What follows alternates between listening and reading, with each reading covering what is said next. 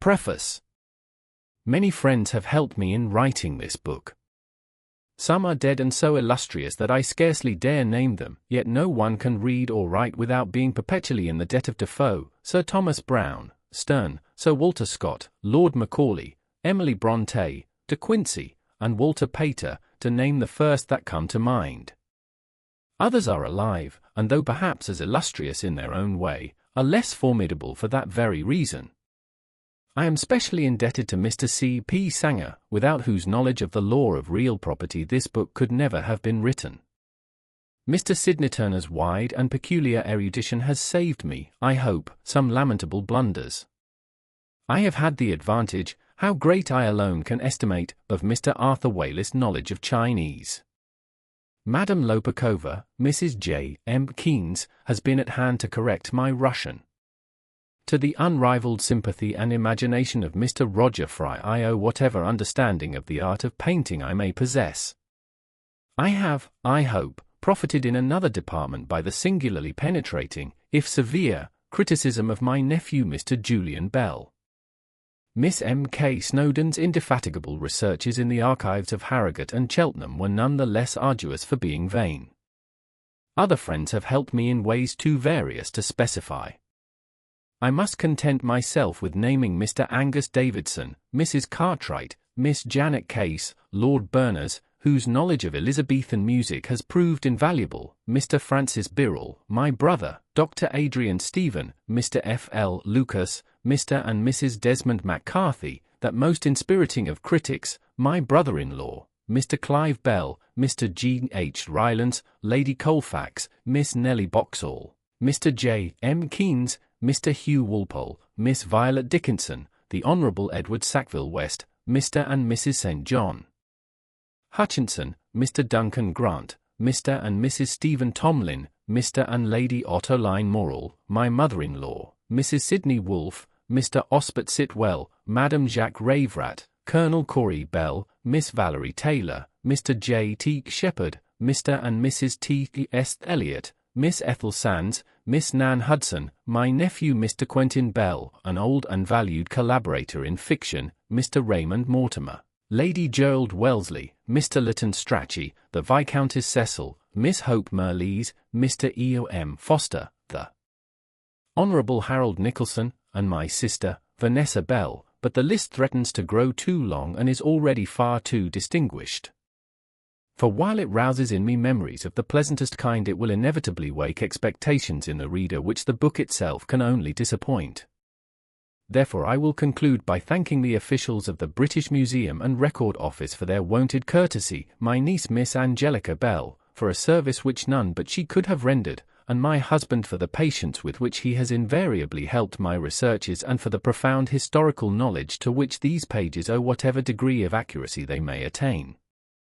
Finally, I would thank, had I not lost his name and address, a gentleman in America, who has generously and gratuitously corrected the punctuation, the botany, the entomology, the geography, and the chronology of previous works of mine, and will, I hope, not spare his services on the present occasion. Orlando. A biography. He, for there could be no doubt of his sex, though the fashion of the time did something to disguise it, was in the act of slicing at the head of a moor which swung from the rafters. It was the colour of an old football, and more or less the shape of one, save for the sunken cheeks and a strand or two of coarse, dry hair, like the hair on a coconut.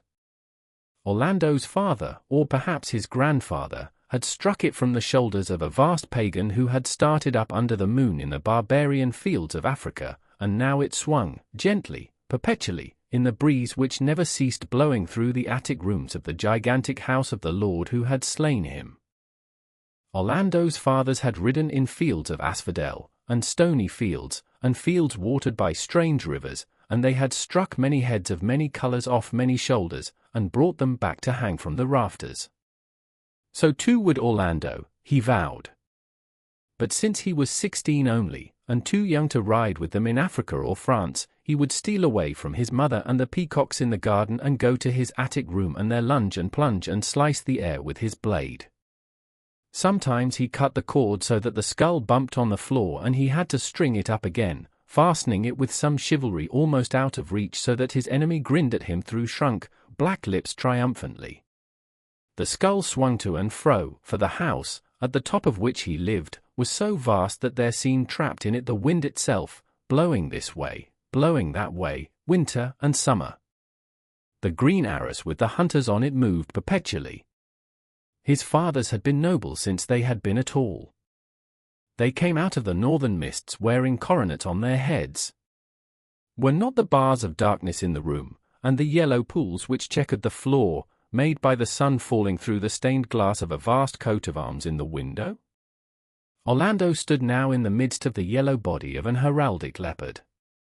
When he put his hand on the window-sill to push the window open, it was instantly colored red, blue, and yellow like a butterfly's wing. Thus, those who like symbols, and have a turn for the deciphering of them, might observe that though the shapely legs, the handsome body, and the well-set shoulders were all of them decorated with various tints of heraldic light, Orlando's face, as he threw the window open, was lit solely by the sun itself. A more candid, sullen face it would be impossible to find. Happy the mother who bears, happier still the biographer who records the life of such a one. Never need she vex herself, nor he invoke the help of novelist or poet. From deed to deed, from glory to glory, from office to office he must go, his scribe following after, till they reach whatever seat it may be that is the height of their desire. Orlando, to look at, was cut out precisely for some such career.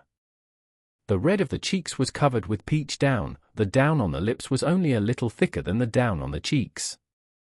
The lips themselves were short and slightly drawn back over teeth of an exquisite and almond whiteness.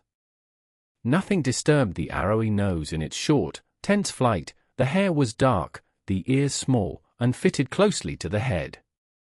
But, alas, that these catalogues of youthful beauty cannot end without mentioning forehead and eyes. Alas, that people are seldom born devoid of all three, for directly we glance at Orlando standing by the window, we must admit that he had eyes like drenched violets, so large that the water seemed to have brimmed in them and widened them, and a brow like the swelling of a marble dome pressed between the two blank medallions which were his temples. Directly we glance at eyes and forehead, thus do we rhapsodize. Directly we glance at eyes and forehead, we have to admit 1,000 disagreeables which it is the aim of every good biographer to ignore. Sights disturbed him, like that of his mother, a very beautiful lady in green walking out to feed the peacocks with Twitchit, her maid. Behind her, sights exalted him, the birds and the trees, and made him in love with death, the evening sky, the homing rooks, and so, mounting up the spiral stairway into his brain, which was a roomy one, all these sights, and the garden sounds too, the hammer beating, the wood chopping, began that riot and confusion of the passions and emotions which every good biographer detests. But to continue, Orlando slowly drew in his head, sat down at the table, and, with the half-conscious air of one doing what they do every day of their lives at this hour, took out a writing book labelled Ethelbert, a tragedy in 5 acts, and dipped an old stained goosequill in the ink. Soon he had covered 10 pages and more with poetry. He was fluent, evidently, but he was abstract. Vice, crime, misery were the personages of his drama. There were kings and queens of impossible territories, horrid plots confounded them, noble sentiments suffused them, there was never a word said as he himself would have said it, but all was turned with a fluency and sweetness which, considering his age, he was not yet 17, and that the 16th century had still some years of its course to run, were remarkable enough. At last, however, he came to a halt. He was describing, as all young poets are forever describing, nature, and in order to match the shade of green precisely he looked, and here he showed more audacity than most, at the thing itself, which happened to be a laurel bush growing beneath the window. After that, of course, he could write no more. Green in nature is one thing, green in literature another. Nature and letters seem to have a natural antipathy, bring them together and they tear each other to pieces. The shade of green Orlando now saw spoilt his rhyme and split his meter.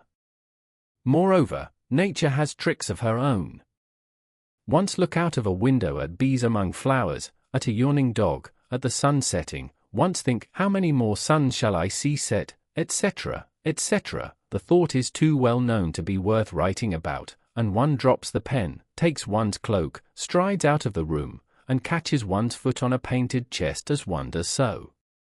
For Orlando was a trifle clumsy. He was careful to avoid meeting anyone. There was Stubbs, the gardener, coming along the path. He hid behind a tree till he had passed. He let himself out at a little gate in the garden wall. He skirted all stables, kennels, breweries, carpenters' shops, wash-houses, places where they make tallow candles, kill oxen, forge horseshoes, stitch jerkins, for the house was a town ringing with men at work at their various crafts, and gained the ferny path leading uphill through the park unseen. There is perhaps a kinship among qualities, one draws another along with it, and the biographer should here call attention to the fact that this clumsiness is often mated with a love of solitude. Having stumbled over a chest, Orlando naturally loved solitary places, vast views, and to feel himself forever and ever alone. So, after a long silence, "I am alone," he breathed at last, opening his lips for the first time in this record. He had walked very quickly uphill through ferns and hawthorn bushes, startling deer and wild birds, to a place crowned by a single oak tree. It was very high, so high indeed that 19 English counties could be seen beneath, and on clear days 30 or perhaps 40, if the weather was very fine. Sometimes one could see the English Channel, wave reiterating upon wave. Rivers could be seen and pleasure boats gliding on them, and galleons setting out to sea, and armadas with puffs of smoke from which came the dull thud of cannon firing, and forts on the coast, and castles among the meadows, and here a watch-tower, and there a fortress, and again some vast mansion like that of Orlando's father, massed like a town in the valley circled by walls. To the east there were the spires of London and the smoke of the city, and perhaps on the very skyline, when the wind was in the right quarter, the craggy top and serrated edges of Snowdon herself showed mountainous among the clouds. For a moment Orlando stood counting, gazing, recognizing. That was his father's house, that his uncle's. His aunt owned those 3 great turrets among the trees there. The heath was theirs and the forest, the pheasant and the deer, the fox, the badger, and the butterfly. He sighed profoundly, and flung himself, there was a passion in his movements which deserved the word, on the earth at the foot of the oak tree. He loved, beneath all this summer transiency, to feel the earth spine beneath him, for such he took the hard root of the oak tree to be, or, for image followed image, it was the back of a great horse that he was riding, or the deck of a tumbling ship, it was anything indeed, so long as it was hard, for he felt the need of something which he could attach his floating heart to, the heart that tugged at his side, the heart that seemed filled with spiced and amorous gales every evening about this time when he walked out. To the oak tree he tied it as he lay there, gradually the flutter in and about him stilled itself, the little leaves hung, the deer stopped, the pale summer cloud stayed, his limbs grew heavy on the ground, and he lay so still that by degrees the deer stepped nearer and the rooks wheeled round him and the swallows dipped and circled and the dragonflies shot past, as if all the fertility and amorous activity of a summer's evening were woven web-like about his body. After an hour or so, the sun was rapidly sinking, the white clouds had turned red, the hills were violet, the woods purple, the valleys black, a trumpet sounded. Orlando leapt to his feet. The shrill sound came from the valley. It came from a dark spot down there, a spot compact and mapped out, a maze, a town, yet girt about with walls. It came from the heart of his own great house in the valley, which, dark before, even as he looked and the single trumpet duplicated and reduplicated itself with other shriller sounds, lost its darkness and became pierced with lights. Some were small hurrying lights, as if servants dashed along corridors to answer summonses, others were high and lustrous lights, as if they burnt in empty banqueting halls made ready to receive guests who had not come, and others dipped and waved and sank and rose, as if held in the hands of troops of serving men, bending, kneeling, rising, receiving, guarding, and escorting with all dignity indoors a great princess alighting from her chariot. Coaches turned and wheeled in the courtyard. Horses tossed their plumes. The Queen had come. Orlando looked no more. He dashed downhill. He let himself in at a wicket gate. He tore up the winding staircase. He reached his room. He tossed his stockings to one side of the room, his jerkin to the other. He dipped his head. He scoured his hands. He pared his finger-nails. With no more than 6 inches of looking-glass and a pair of old candles to help him, he had thrust on crimson breeches, lace collar, waistcoat of taffeta, and shoes with rosettes on them as big as double dahlias in less than 10 minutes by the stable clock. He was ready. He was flushed. He was excited. But he was terribly late. By shortcuts known to him, he made his way now through the vast congeries of rooms and staircases to the banqueting hall, 5 acres distant on the other side of the house. But halfway there, in the back quarters where the servants lived, he stopped. The door of Mrs. Stukely's sitting room stood open. She was gone, doubtless, with all her keys to wait upon her mistress. But there, sitting at the servants' dinner table with a tankard beside him and paper in front of him, sat a rather fat, rather shabby man, whose ruff was a thought dirty, and whose clothes were of hodden brown. He held a pen in his hand, but he was not writing. He seemed in the act of rolling some thought up and down, to and fro in his mind till it gathered shape or momentum to his liking. His eyes, globed and clouded like some green stone of curious texture, were fixed. He did not see Orlando. For all his hurry, Orlando stopped dead. Was this a poet? Was he writing poetry? Tell me, he wanted to say, everything in the whole world, for he had the wildest, most absurd, extravagant ideas about poets and poetry, but how speak to a man who does not see you? Who sees ogres, satyrs, perhaps the depths of the sea instead? So Orlando stood gazing while the man turned his pen in his fingers, this way and that way, and gazed and mused, and then, very quickly, wrote 6 lines and looked up.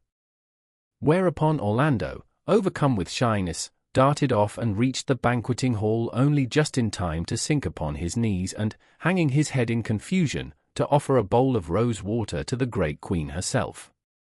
Such was his shyness that he saw no more of her than her ringed hand in water, but it was enough. It was a memorable hand, a thin hand with long fingers always curling as if round orb or sceptre, a nervous, crabbed, sickly hand, a commanding hand too, a hand that had only to raise itself for a head to fall, a hand, he guessed, attached to an old body that smelt like a cupboard in which furs are kept in camphor, which body was yet caparisoned in all sorts of brocades and gems, and held itself very upright though perhaps in pain from sciatica, and never flinched though strung together by 1,000 fears, and the Queen's eyes were light yellow. All this he felt as the great rings flashed in the water, and then something pressed his hair, which, perhaps, accounts for his seeing nothing more likely to be of use to a historian. And in truth, his mind was such a welter of opposites, of the night and the blazing candles, of the shabby poet and the great Queen, of silent fields and the clatter of serving men, that he could see nothing, or only a hand. By the same showing, the Queen herself can have seen only a head. But if it is possible from a hand to deduce a body, informed with all the attributes of a great Queen, her crabbedness, courage, frailty, and terror, surely a head can be as fertile, looked down upon from a chair of state by a lady whose eyes were always, if the waxworks at the Abbey are to be trusted, wide open. The long, curled hair, the dark head bent so reverently, so innocently before her, implied a pair of the finest legs that a young nobleman has ever stood upright upon, and violet eyes, and a heart of gold, and loyalty and manly charm, all qualities which the old woman loved the more they failed her. For she was growing old and worn and bent before her time. The sound of cannon was always in her ears. She saw always the glistening poison drop and the long stiletto. As she sat at table she listened, she heard the guns in the channel, she dreaded, was that a curse, was that a whisper? Innocence, simplicity, were all the more dear to her for the dark background she set them against. And it was that same night, so tradition has it, when Orlando was sound asleep, that she made over formally, putting her hand and seal finally to the parchment, the gift of the great monastic house that had been the Archbishop's and then the King's to Orlando's father. Orlando slept all night in ignorance. He had been kissed by a queen without knowing it. And perhaps, for women's hearts are intricate, it was his ignorance and the start he gave when her lips touched him that kept the memory of her young cousin, for they had blood in common, green in her mind. At any rate, 2 years of this quiet country life had not passed, and Orlando had written no more perhaps than 20 tragedies and a dozen histories and a score of sonnets when a message came that he was to attend the Queen at Whitehall.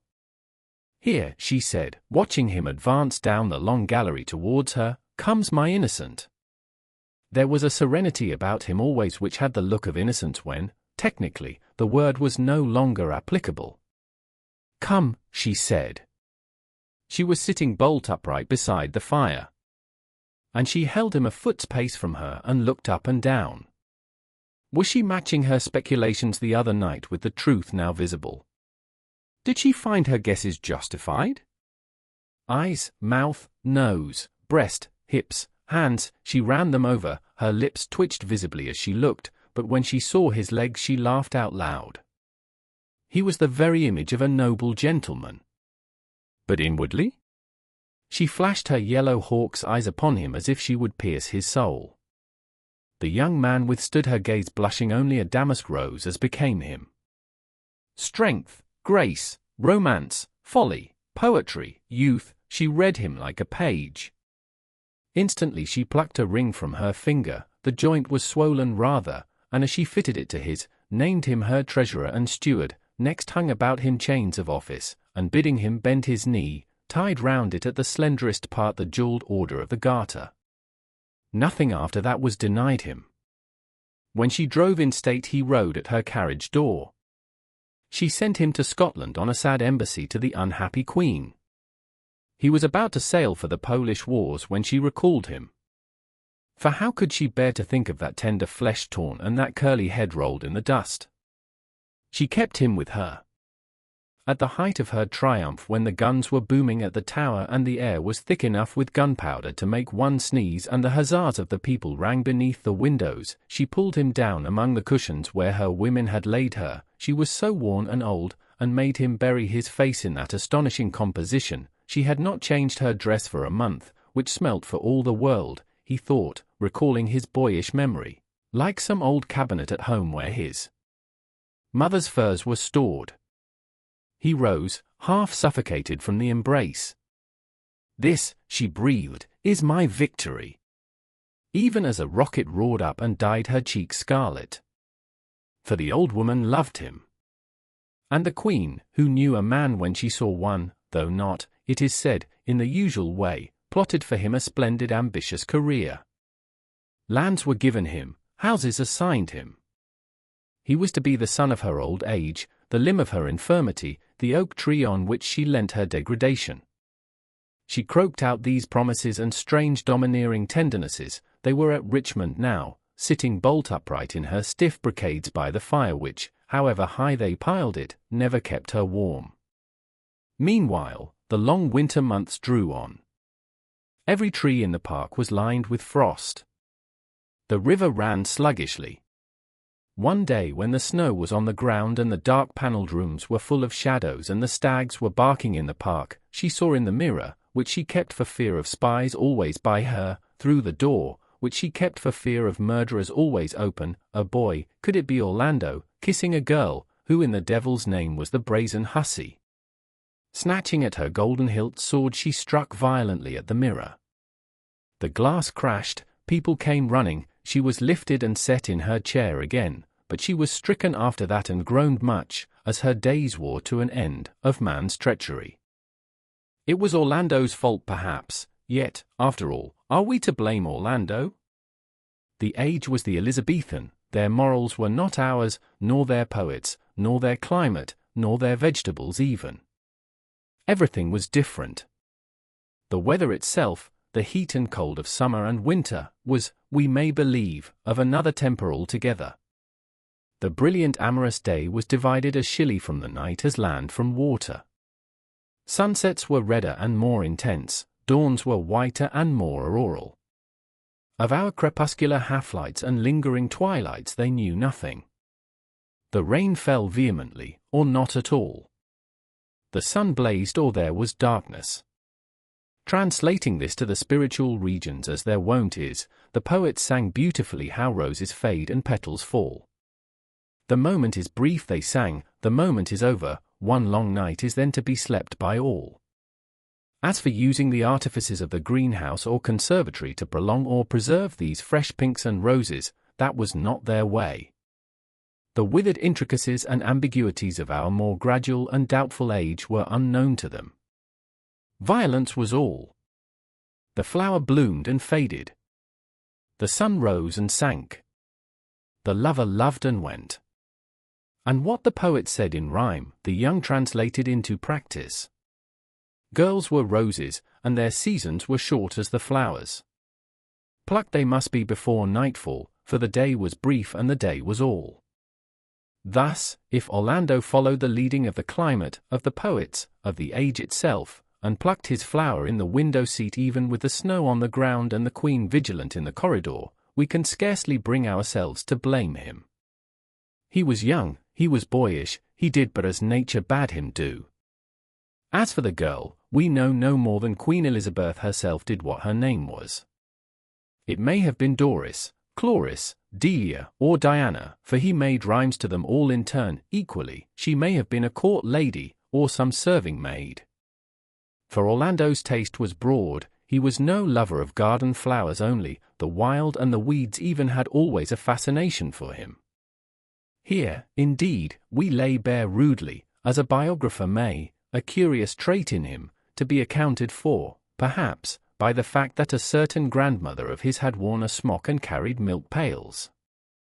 Some grains of the Kentish or Sussex earth were mixed with the thin, fine fluid which came to him from Normandy. He held that the mixture of brown earth and blue blood was a good one. Certain it is that he had always a liking for low company, especially for that of lettered people whose wits so often keep them under, as if there were the sympathy of blood between them. At this season of his life, when his head brimmed with rhymes and he never went to bed without striking off some conceit, the cheek of an innkeeper's daughter seemed fresher and the wit of a gamekeeper's niece seemed quicker than those of the ladies at court. Hence, he began going frequently to Wapping Old Stairs and the beer gardens at night, wrapped in a grey cloak to hide the star at his neck and the garter at his knee. There, with a mug before him, among the sanded alleys and bowling greens and all the simple architecture of such places, he listened to sailors' stories of hardship and horror and cruelty on the Spanish Main, how some had lost their toes, others their noses, for the spoken story was never so rounded or so finely coloured as the written. Especially he loved to hear them volley forth their songs of the Azores, while the parakeets, which they had brought from those parts, pecked at the rings in their ears, tapped with their hard acquisitive beaks at the rubies on their fingers, and swore as vilely as their masters. The women were scarcely less bold in their speech and less free in their manners than the birds. They perched on his knee, flung their arms round his neck, and, guessing that something out of the common lay hid beneath his duffel cloak, were quite as eager to come at the truth of the matter as Orlando himself. Nor was opportunity lacking. The river was astir early and late with barges, wherries, and craft of all description. Every day sailed to sea some fine ship bound for the Indies, now and again another blackened and ragged with hairy unknown men on board crept painfully to anchor. No one missed a boy or girl if they dallied a little on the water after sunset, or raised an eyebrow if gossip had seen them sleeping soundly among the treasure sacks safe in each other's arms. Such indeed was the adventure that befell Orlando, Suki, and the Earl of Cumberland. The day was hot, their loves had been active, they had fallen asleep among the rubies. Late that night the Earl, whose fortunes were much bound up in the Spanish ventures, came to check the booty alone with a lantern. He flashed the light on a barrel. He started back with an oath. Twined about the cask 2 spirits lay sleeping. Superstitious by nature, and his conscience laden with many a crime, the Earl took the couple. They were wrapped in a red cloak, and Suki's bosom was almost as white as the eternal snows of Orlando's poetry, for a phantom sprung from the graves of drowned sailors to upbraid him. He crossed himself. He vowed repentance. The row of almshouses still standing in the Sheen Road is the visible fruit of that moment's panic. 12 poor old women of the parish today drink tea and tonight bless his lordship for a roof above their heads, so that illicit love in a treasure ship, but we omit the moral.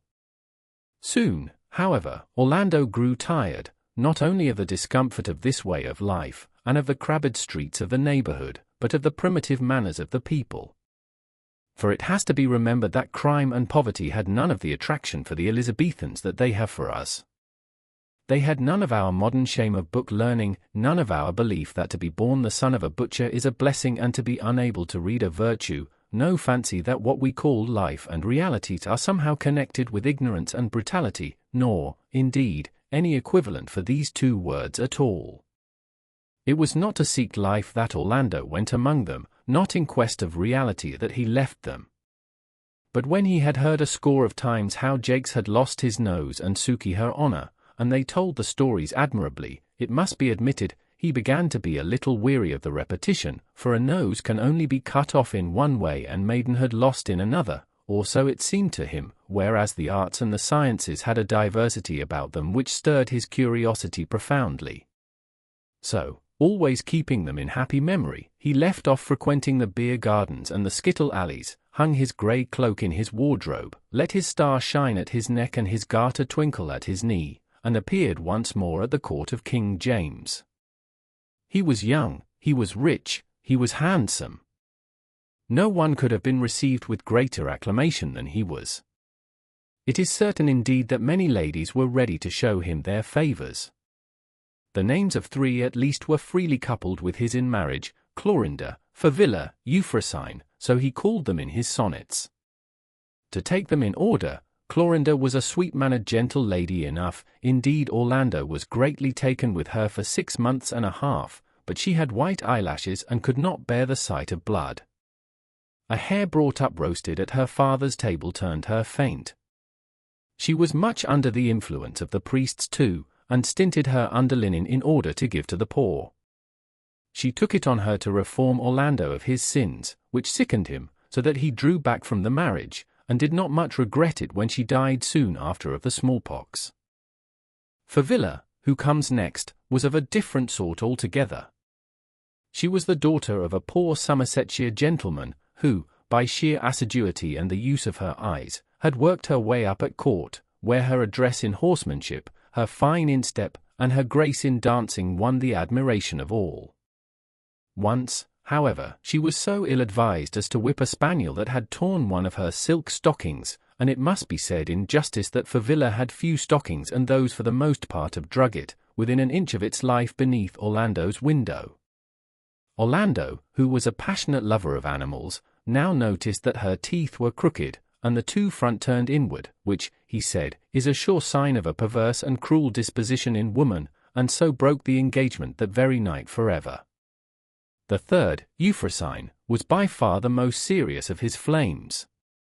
She was by birth one of the Irish Desmonds and had therefore a family tree of her own as old and deeply rooted as Orlando's itself.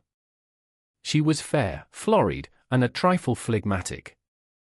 She spoke Italian well, had a perfect set of teeth in the upper jaw, though those on the lower were slightly discoloured. She was never without a whippet or spaniel at her knee, fed them with white bread from her own plate, sang sweetly to the virginals, and was never dressed before midday owing to the extreme care she took of her person. In short, she would have made a perfect wife for such a nobleman as Orlando, and matters had gone so far that the lawyers on both sides were busy with covenants, jointures, settlements, messuages, tenements, and whatever is needed before one great fortune can mate with another when, with the suddenness and severity that then marked the English climate, came the Great Frost. The Great Frost was, historians tell us, the most severe that has ever visited these islands. Birds froze in mid-air and fell like stones to the ground. At Norwich a young country woman started to cross the road in her usual robust health and was seen by the onlookers to turn visibly to powder and be blown in a puff of dust over the roofs as the icy blast struck her at the street corner. The mortality among sheep and cattle was enormous.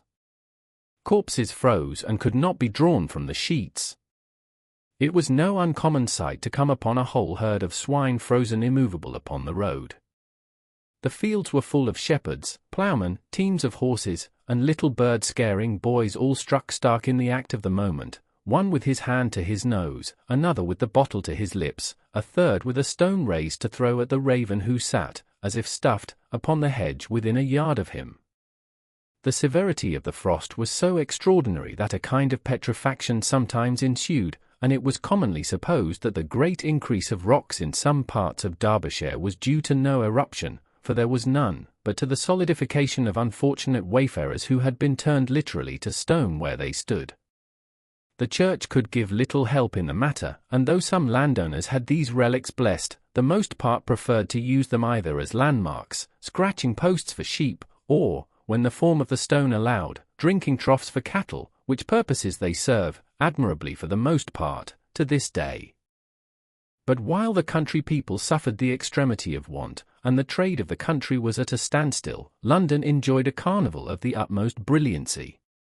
The court was at Greenwich, and the new king seized the opportunity that his coronation gave him to curry favour with the citizens. He directed that the river, which was frozen to a depth of 20 feet and more for 6 or 7 miles on either side, should be swept, decorated, and given all the semblance of a park or pleasure ground, with arbours, mazes, alleys, drinking booths, etc., at his expense. For himself and the courtiers, he reserved a certain space immediately opposite the palace gates, which, railed off from the public only by a silken rope, became at once the centre of the most brilliant society in England. Great statesmen, in their beards and ruffs, dispatched affairs of state under the crimson awning of the royal pagoda. Soldiers planned the conquest of the Moor and the downfall of the Turk in striped arbours surmounted by plumes of ostrich feathers. Admirals strode up and down the narrow pathways, glass in hand, sweeping the horizon and telling stories of the Northwest Passage and the Spanish Armada. Lovers dallied upon divans spread with sables. Frozen roses fell in showers when the Queen and her ladies walked abroad. Coloured balloons hovered motionless in the air. Here and there burnt vast bonfires of cedar and oak wood, lavishly salted, so that the flames were of green, orange, and purple fire. But however fiercely they burnt, the heat was not enough to melt the ice which, though of singular transparency, was yet of the hardness of steel. So clear indeed was it that there could be seen, congealed at a depth of several feet, here a porpoise, there a flounder. Shoals of eels lay motionless in a trance, but whether their state was one of death or merely of suspended animation which the warmth would revive puzzled the philosophers. Near London Bridge, where the river had frozen to a depth of some 20 fathoms, a wrecked wherry-boat was plainly visible, lying on the bed of the river where it had sunk last autumn, overladen with apples. The old bumboat woman, who was carrying her fruit to market on the Surrey side, sat there in her plaids and fardingales with her lap full of apples, for all the world as if she were about to serve a customer, though a certain blueness about the lips hinted the truth. 'Twas a sight King James specially liked to look upon, and he would bring a troop of courtiers to gaze with him. In short, nothing could exceed the brilliancy and gaiety of the scene by day. But it was at night that the carnival was at its merriest. For the frost continued unbroken, the nights were of perfect stillness, the moon and stars blazed with the hard fixity of diamonds, and to the fine music of flute and trumpet the courtiers danced. Orlando, it is true, was none of those who tread lightly the Coranto and La Volta. He was clumsy and a little absent-minded. He much preferred the plain dances of his own country, which he had danced as a child, to these fantastic foreign measures. He had indeed just brought his feet together about 6 in the evening of the 7th of January at the finish of some such quadrille or minuet when he beheld, coming from the pavilion of the Muscovite embassy, a figure which, whether boy's or woman's, for the loose tunic and trousers of the Russian fashion served to disguise the sex, filled him with the highest curiosity. The person, whatever the name or sex, was about middle height, very slenderly fashioned, and dressed entirely in oyster-coloured velvet, trimmed with some unfamiliar greenish-coloured fur. But these details were obscured by the extraordinary seductiveness which issued from the whole person. Images, metaphors of the most extreme and extravagant, twined and twisted in his mind. He called her a melon, a pineapple, an olive tree, an emerald, and a fox in the snow, all in the space of 3 seconds. He did not know whether he had heard her, tasted her, seen her, or all three together. For though we must pause not a moment in the narrative, we may here hastily note that all his images at this time were simple in the extreme to match his senses, and were mostly taken from things he had liked the taste of as a boy. But if his senses were simple, they were at the same time extremely strong. To pause, therefore, and seek the reason of things is out of the question. A melon, an emerald, a fox in the snow, so he raved, so he stared. When the boy, for alas, a boy it must be, no woman could skate with such speed and vigor, swept almost on tiptoe past him, Orlando was ready to tear his hair with vexation that the person was of his own sex, and thus all embraces were out of the question. But the skater came closer. Legs, hands, carriage, were a boy's, but no boy ever had a mouth like that, no boy had those breasts, no boy had eyes which looked as if they had been fished from the bottom of the sea. Finally, coming to a stop and sweeping a curtsy with the utmost grace to the king, who was shuffling past on the arm of some lord-in-waiting, the unknown skater came to a standstill. She was not a hand's breadth off. She was a woman.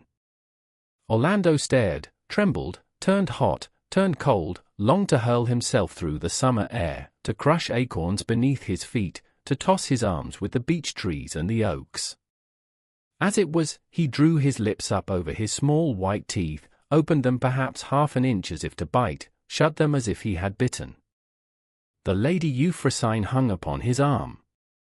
The stranger's name, he found, was the Princess Marussia Stanilovska Dagmar Natasha Ilyona Romanovich, and she had come in the train of the Muscovite ambassador, who was her uncle perhaps, or perhaps her father, to attend the coronation.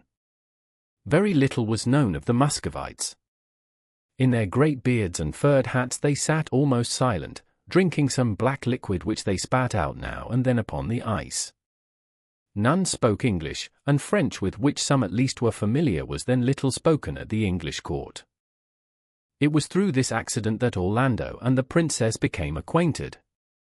They were seated opposite each other at the great table spread under a huge awning for the entertainment of the notables.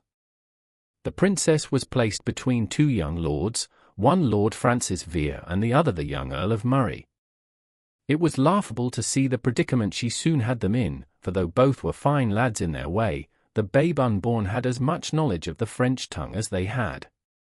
When at the beginning of dinner the princess turned to the earl and said, with a grace which ravished his heart, Je crois avoir fait la connaissance d'un gentilhomme qui vous était apparenti en Pologne l'année dernière, or de la butte des dames de la cour d'Angleterre me met dans le ravissement. On any peut voir one dame plus gracieuse que votre reine, ni one coiffure plus belle que la sienne. Both Lord Francis and the earl showed the highest embarrassment. The one helped her largely to horseradish sauce, the other whistled to his dog and made him beg for a marrowbone. At this the princess could no longer contain her laughter, and Orlando, catching her eyes across the boars' heads and stuffed peacocks, laughed too. He laughed, but the laugh on his lips froze in wonder. Whom had he loved? What had he loved? He asked himself in a tumult of emotion, until now. An old woman, he answered, all skin and bone. Red-cheeked trulls too many to mention. A puling nun. A hard-bitten, cruel-mouthed adventuress. A nodding mass of lace and ceremony. Love had meant to him nothing but sawdust and cinders. The joys he had had of it tasted insipid in the extreme. He marveled how he could have gone through with it without yawning. For as he looked the thickness of his blood melted, the ice turned to wine in his veins, he heard the waters flowing and the birds singing, spring broke over the hard wintry landscape, his manhood woke, he grasped a sword in his hand, he charged a more daring foe than pole or moor, he dived in deep water, he saw the flower of danger growing in a crevice, he stretched his hand. In fact, he was rattling off one of his most impassioned sonnets when the princess addressed him, "Would you have the goodness to pass the salt?" He blushed deeply. "With all the pleasure in the world, madam," he replied, speaking French with a perfect accent. For, heaven be praised, he spoke the tongue as his own, his mother's maid had taught him. Yet perhaps it would have been better for him had he never learnt that tongue, never answered that voice, never followed the light of those eyes. The princess continued. Who were those bumpkins, she asked him, who sat beside her with the manners of stablemen? What was the nauseating mixture they had poured on her plate? Did the dogs eat at the same table with the men in England? Was that figure of fun at the end of the table with her hair rigged up like a maypole, comme one grande épache mal fagottée, really the queen? And did the king always slobber like that? And which of those popinjays was George Villiers? Though these questions rather discomposed Orlando at first, they were put with such archness and drollery that he could not help but laugh, and as he saw from the blank faces of the company that nobody understood a word, he answered her as freely as she asked him, speaking, as she did, in perfect French. Thus began an intimacy between the two which soon became the scandal of the court. Soon it was observed Orlando paid the Muscovite far more attention than mere civility demanded. He was seldom far from her side, and their conversation, though unintelligible to the rest, was carried on with such animation, provoked such blushes and laughter, that the dullest could guess the subject. Moreover, the change in Orlando himself was extraordinary. Nobody had ever seen him so animated. In one night he had thrown off his boyish clumsiness. He was changed from a sulky stripling, who could not enter a lady's room without sweeping half the ornaments from the table, to a nobleman, full of grace and manly courtesy. To see him hand the Muscovite, as she was called, to her sledge, or offer her his hand for the dance, or catch the spotted kerchief which she had let drop, or discharge any other of those manifold duties which the supreme lady exacts and the lover hastens to anticipate, was a sight to kindle the dull eyes of age, and to make the quick pulse of youth beat faster. Yet over it all hung a cloud. The old men shrugged their shoulders. The young tittered between their fingers. All knew that Orlando was betrothed to another. The Lady Margaret O'Brien O'Dare O'Reilly Tyrconnell, for that was the proper name of Euphrosyne of the sonnets, wore Orlando's splendid sapphire on the second finger of her left hand. It was she who had the supreme right to his attentions. Yet she might drop all the handkerchiefs in her wardrobe, of which she had many scores, upon the ice, and Orlando never stooped to pick them up. She might wait 20 minutes for him to hand her to her sledge, and in the end have to be content with the services of her blackamoor. When she skated, which she did rather clumsily, no one was at her elbow to encourage her, and, if she fell, which she did rather heavily, no one raised her to her feet and dusted the snow from her petticoats.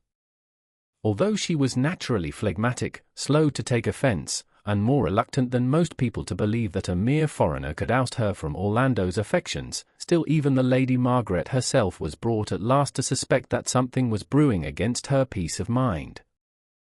Indeed, as the days passed, Orlando took less and less care to hide his feelings. Making some excuse or other, he would leave the company as soon as they had dined, or steal away from the skaters, who were forming sets for a quadrille. Next moment it would be seen that the Muscovite was missing too. But what most outraged the court, and stung it in its tenderest part, which is its vanity, was that the couple was often seen to slip under the silken rope, which railed off the royal enclosure from the public part of the river, and to disappear among the crowd of common people. For suddenly the princess would stamp her foot and cry, "Take me away!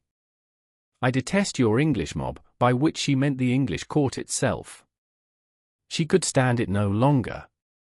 It was full of prying old women, she said, who stared in one's face, and of bumptious young men who trod on one's toes. They smelt bad. Their dogs ran between her legs. It was like being in a cage. In Russia they had rivers 10 miles broad on which one could gallop 6 horses abreast all day long without meeting a soul. Besides, she wanted to see the tower, the beefeaters, the heads on Temple Bar, and the jewelers' shops in the city. Thus, it came about that Orlando took her to the city, showed her the beefeaters and the rebels' heads, and bought her whatever took her fancy in the Royal Exchange. But this was not enough. Each increasingly desired the other's company in privacy all day long where there were none to marvel or to stare. instead of taking the road to London, therefore, they turned the other way about and were soon beyond the crowd among the frozen reaches of the Thames where, save for seabirds and some old country woman hacking at the ice in a vain attempt to draw a pailful of water or gathering what sticks or dead leaves she could find for firing, not a living soul ever came their way. The poor kept closely to their cottages, and the better sort, who could afford it, crowded for warmth and merriment to the city. Hence, Orlando and Sasha, as he called her for short, and because it was the name of a white Russian fox he had had as a boy, a creature soft as snow, but with teeth of steel, which bit him so savagely that his father had it killed, hence, they had the river to themselves. Hot with skating and with love they would throw themselves down in some solitary reach, where the yellow osiers fringed the bank, and wrapped in a great fur cloak Orlando would take her in his arms, and know, for the first time, he murmured, the delights of love. Then, when the ecstasy was over and they lay lulled in a swoon on the ice, he would tell her of his other loves, and how, compared with her, they had been of wood, of sackcloth, and of cinders. And laughing at his vehemence, she would turn once more in his arms and give him, for love's sake, one more embrace. And then they would marvel that the ice did not melt with their heat, and pity the poor old woman who had no such natural means of thawing it, but must hack at it with a chopper of cold steel. And then, wrapped in their sables, they would talk of everything under the sun, of sights and travels, of Moor and pagan, of this man's beard and that woman's skin, of a rat that fed from her hand at table, of the arras that moved always in the hall at home, of a face, of a feather. Nothing was too small for such converse, nothing was too great. Then, suddenly Orlando would fall into one of his moods of melancholy. The sight of the old woman hobbling over the ice might be the cause of it, or nothing, and would fling himself face downwards on the ice and look into the frozen waters and think of death. For the philosopher is right who says that nothing thicker than a knife's blade separates happiness from melancholy, and he goes on to opine that one is twin fellow to the other, and draws from this the conclusion that all extremes of feeling are allied to madness, and so bids us take refuge in the true church, in his view the Anabaptist, which is the only harbour, port, anchorage, etc., he said, for those tossed on this sea. All ends in death, Orlando would say, sitting upright, his face clouded with gloom. For that was the way his mind worked now, in violent seesaws from life to death, stopping at nothing in between, so that the biographer must not stop either, but must fly as fast as he can and so keep pace with the unthinking passionate foolish actions and sudden extravagant words in which, it is impossible to deny, Orlando at this time of his life indulged. All ends in death, Orlando would say, sitting upright on the ice. But Sasha, who after all had no English blood in her but was from Russia where the sunsets are longer, the dawns less sudden, and sentences often left unfinished from doubt as to how best to end them, Sasha stared at him, perhaps sneered at him, for he must have seemed a child to her, and said nothing. But at length the ice grew cold beneath them, which she disliked, so pulling him to his feet again, she talked so enchantingly, so wittily, so wisely, but unfortunately always in French, which notoriously loses its flavour in translation, that he forgot the frozen waters or night coming or the old woman or whatever it was, and would try to tell her, plunging and splashing among 1,000 images which had gone as stale as the women who inspired them, what she was like. Snow, cream, marble, cherries, alabaster, golden wire? None of these. She was like a fox, or an olive tree, like the waves of the sea when you look down upon them from a height, like an emerald, like the sun on a green hill which is yet clouded, like nothing he had seen or known in England. Ransack the languages as he might, words failed him. He wanted another landscape, and another tongue. English was too frank, too candid, too honeyed a speech for Sasha.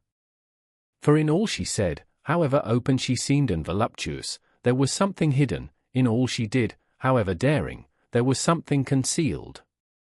So the green flame seems hidden in the emerald, or the sun prisoned in a hill. The clearness was only outward, within was a wandering flame. It came, it went, she never shone with the steady beam of an Englishwoman. Here, however, remembering the Lady Margaret and her petticoats, Orlando ran wild in his transports and swept her over the ice, faster, faster, vowing that he would chase the flame, die for the gem, and so on and so on, the words coming on the pants of his breath with the passion of a poet whose poetry is half pressed out of him by pain. But Sasha was silent. When Orlando had done telling her that she was a fox, an olive tree, or a green hilltop, and had given her the whole history of his family, how their house was one of the most ancient in Britain, how they had come from Rome with the Caesars and had the right to walk down the Corso, which is the chief street in Rome, under a tasseled palanquin, which he said is a privilege reserved only for those of imperial blood, for there was an orgulous credulity about him which was pleasant enough, he would pause and ask her, where was her own house? What was her father? Had she brothers? Why was she here alone with her uncle? Then, somehow, though she answered readily enough, an awkwardness would come between them. He suspected at first that her rank was not as high as she would like, or that she was ashamed of the savage ways of her people, for he had heard that the women in Muscovy wear beards and the men are covered with fur from the waist down, that both sexes are smeared with tallow to keep the cold out, tear meat with their fingers and live in huts where an English noble would scruple to keep his cattle, so that he forbore to press her. But on reflection he concluded that her silence could not be for that reason. She herself was entirely free from hair on the chin, she dressed in velvet and pearls, and her manners were certainly not those of a woman bred in a cattle shed. What, then, did she hide from him? The doubt underlying the tremendous force of his feelings was like a quicksand beneath a monument which shifts suddenly and makes the whole pile shake. The agony would seize him suddenly. Then he would blaze out in such wrath that she did not know how to quiet him. Perhaps she did not want to quiet him, perhaps his rages pleased her and she provoked them purposely, such is the curious obliquity of the Muscovitish temperament. To continue the story, skating farther than their wont that day they reached that part of the river where the ships had anchored and been frozen in midstream. Among them was the ship of the Muscovite embassy flying its double-headed black eagle from the main mast, which was hung with many-colored icicles several yards in length. Sasha had left some of her clothing on board, and supposing the ship to be empty they climbed on deck and went in search of it.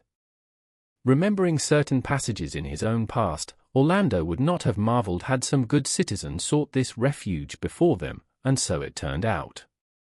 They had not ventured far when a fine young man started up from some business of his own behind a coil of rope and saying, apparently, for he spoke Russian, that he was one of the crew and would help the princess to find what she wanted, lit a lump of candle and disappeared with her into the lower parts of the ship.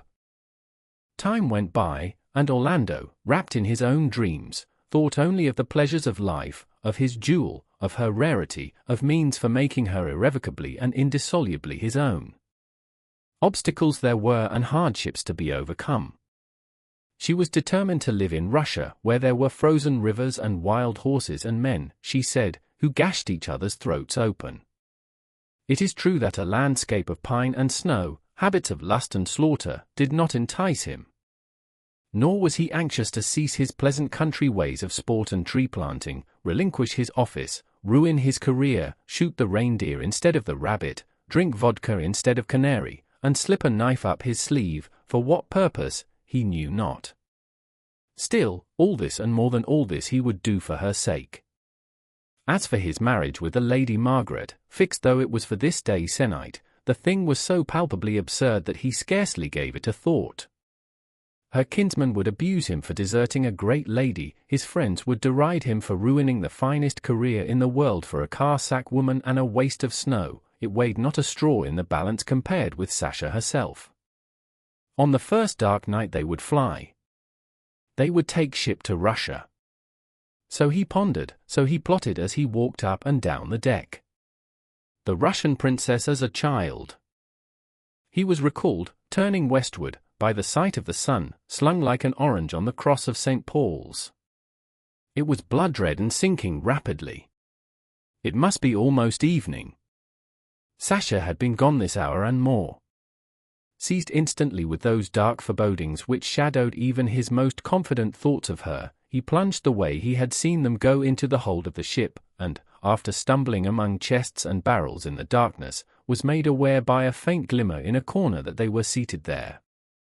For 1 second he had a vision of them, saw Sasha seated on the sailor's knee, saw her bend towards him, saw them embrace before the light was blotted out in a red cloud by his rage. He blazed into such a howl of anguish that the whole ship echoed. Sasha threw herself between them, or the sailor would have been stifled before he could draw his cutlass. Then a deadly sickness came over Orlando, and they had to lay him on the floor and give him brandy to drink before he revived. And then, when he had recovered and was sat upon a heap of sacking on deck, Sasha hung over him, passing his dizzied eyes softly, sinuously, like the fox that had bit him, now cajoling, now denouncing, so that he came to doubt what he had seen. Had not the candle guttered, had not the shadows moved? The box was heavy, she said, the man was helping her to move it. Orlando believed her 1 moment, for who can be sure that his rage has not painted what he most dreads to find? The next was the more violent with anger at her deceit. Then Sasha herself turned white, stamped her foot on deck, said she would go that night, and called upon her gods to destroy her, if she, a Romanovitch, had lain in the arms of a common seaman. Indeed, looking at them together, which he could hardly bring himself to do, Orlando was outraged by the foulness of his imagination that could have painted so frail a creature in the paws of that hairy sea brute. The man was huge, stood 6 feet 4 in his stockings, wore common wire rings in his ears, and looked like a dray horse upon which some wren or robin has perched in its flight. So he yielded, believed her, and asked her pardon. Yet, when they were going down the ship's side, lovingly again, Sasha paused with her hand on the ladder, and called back to this tawny wide-cheeked monster a volley of Russian greetings, jests, or endearments, not a word of which Orlando could understand. But there was something in her tone, it might be the fault of the Russian consonants, that reminded Orlando of a scene some nights since, when he had come upon her in secret gnawing a candle end in a corner, which she had picked from the floor. True, it was pink, it was gilt, and it was from the king's table, but it was tallow, and she gnawed it. Was there not, he thought, handing her onto the ice, something rank in her, something coarse-flavoured, something peasant-born? And he fancied her at 40 grown unwieldy though she was now slim as a reed, and lethargic though she was now blithe as a lark. But again as they skated towards London such suspicions melted in his breast, and he felt as if he had been hooked by a great fish through the nose and rushed through the waters unwillingly, yet with his own consent. It was an evening of astonishing beauty. As the sun sank, all the domes, spires, turrets, and pinnacles of London rose in inky blackness against the furious red sunset clouds. Here was the fretted cross at Charing, there the dome of St. Paul's, there the massy square of the Tower buildings, there like a grove of trees stripped of all leaves save a knob at the end were the heads on the pikes at Temple Bar. Now the Abbey windows were lit up and burnt like a heavenly, many-coloured shield, in Orlando's fancy, now all the west seemed a golden window with troops of angels, in Orlando's fancy again, passing up and down the heavenly stairs perpetually. All the time they seemed to be skating on fathomless depths of air, so blue the ice had become, and so glassy smooth was it that they sped quicker and quicker to the city with the white gulls circling about them, and cutting in the air with their wings the very same sweeps that they cut on the ice with their skates. Sasha, as if to reassure him, was tenderer than usual and even more delightful. Seldom would she talk about her past life, but now she told him how, in winter in Russia, she would listen to the wolves howling across the steppes, and thrice, to show him, she barked like a wolf. Upon which he told her of the stags in the snow at home, and how they would stray into the great hall for warmth and be fed by an old man with porridge from a bucket. And then she praised him, for his love of beasts, for his gallantry, for his legs.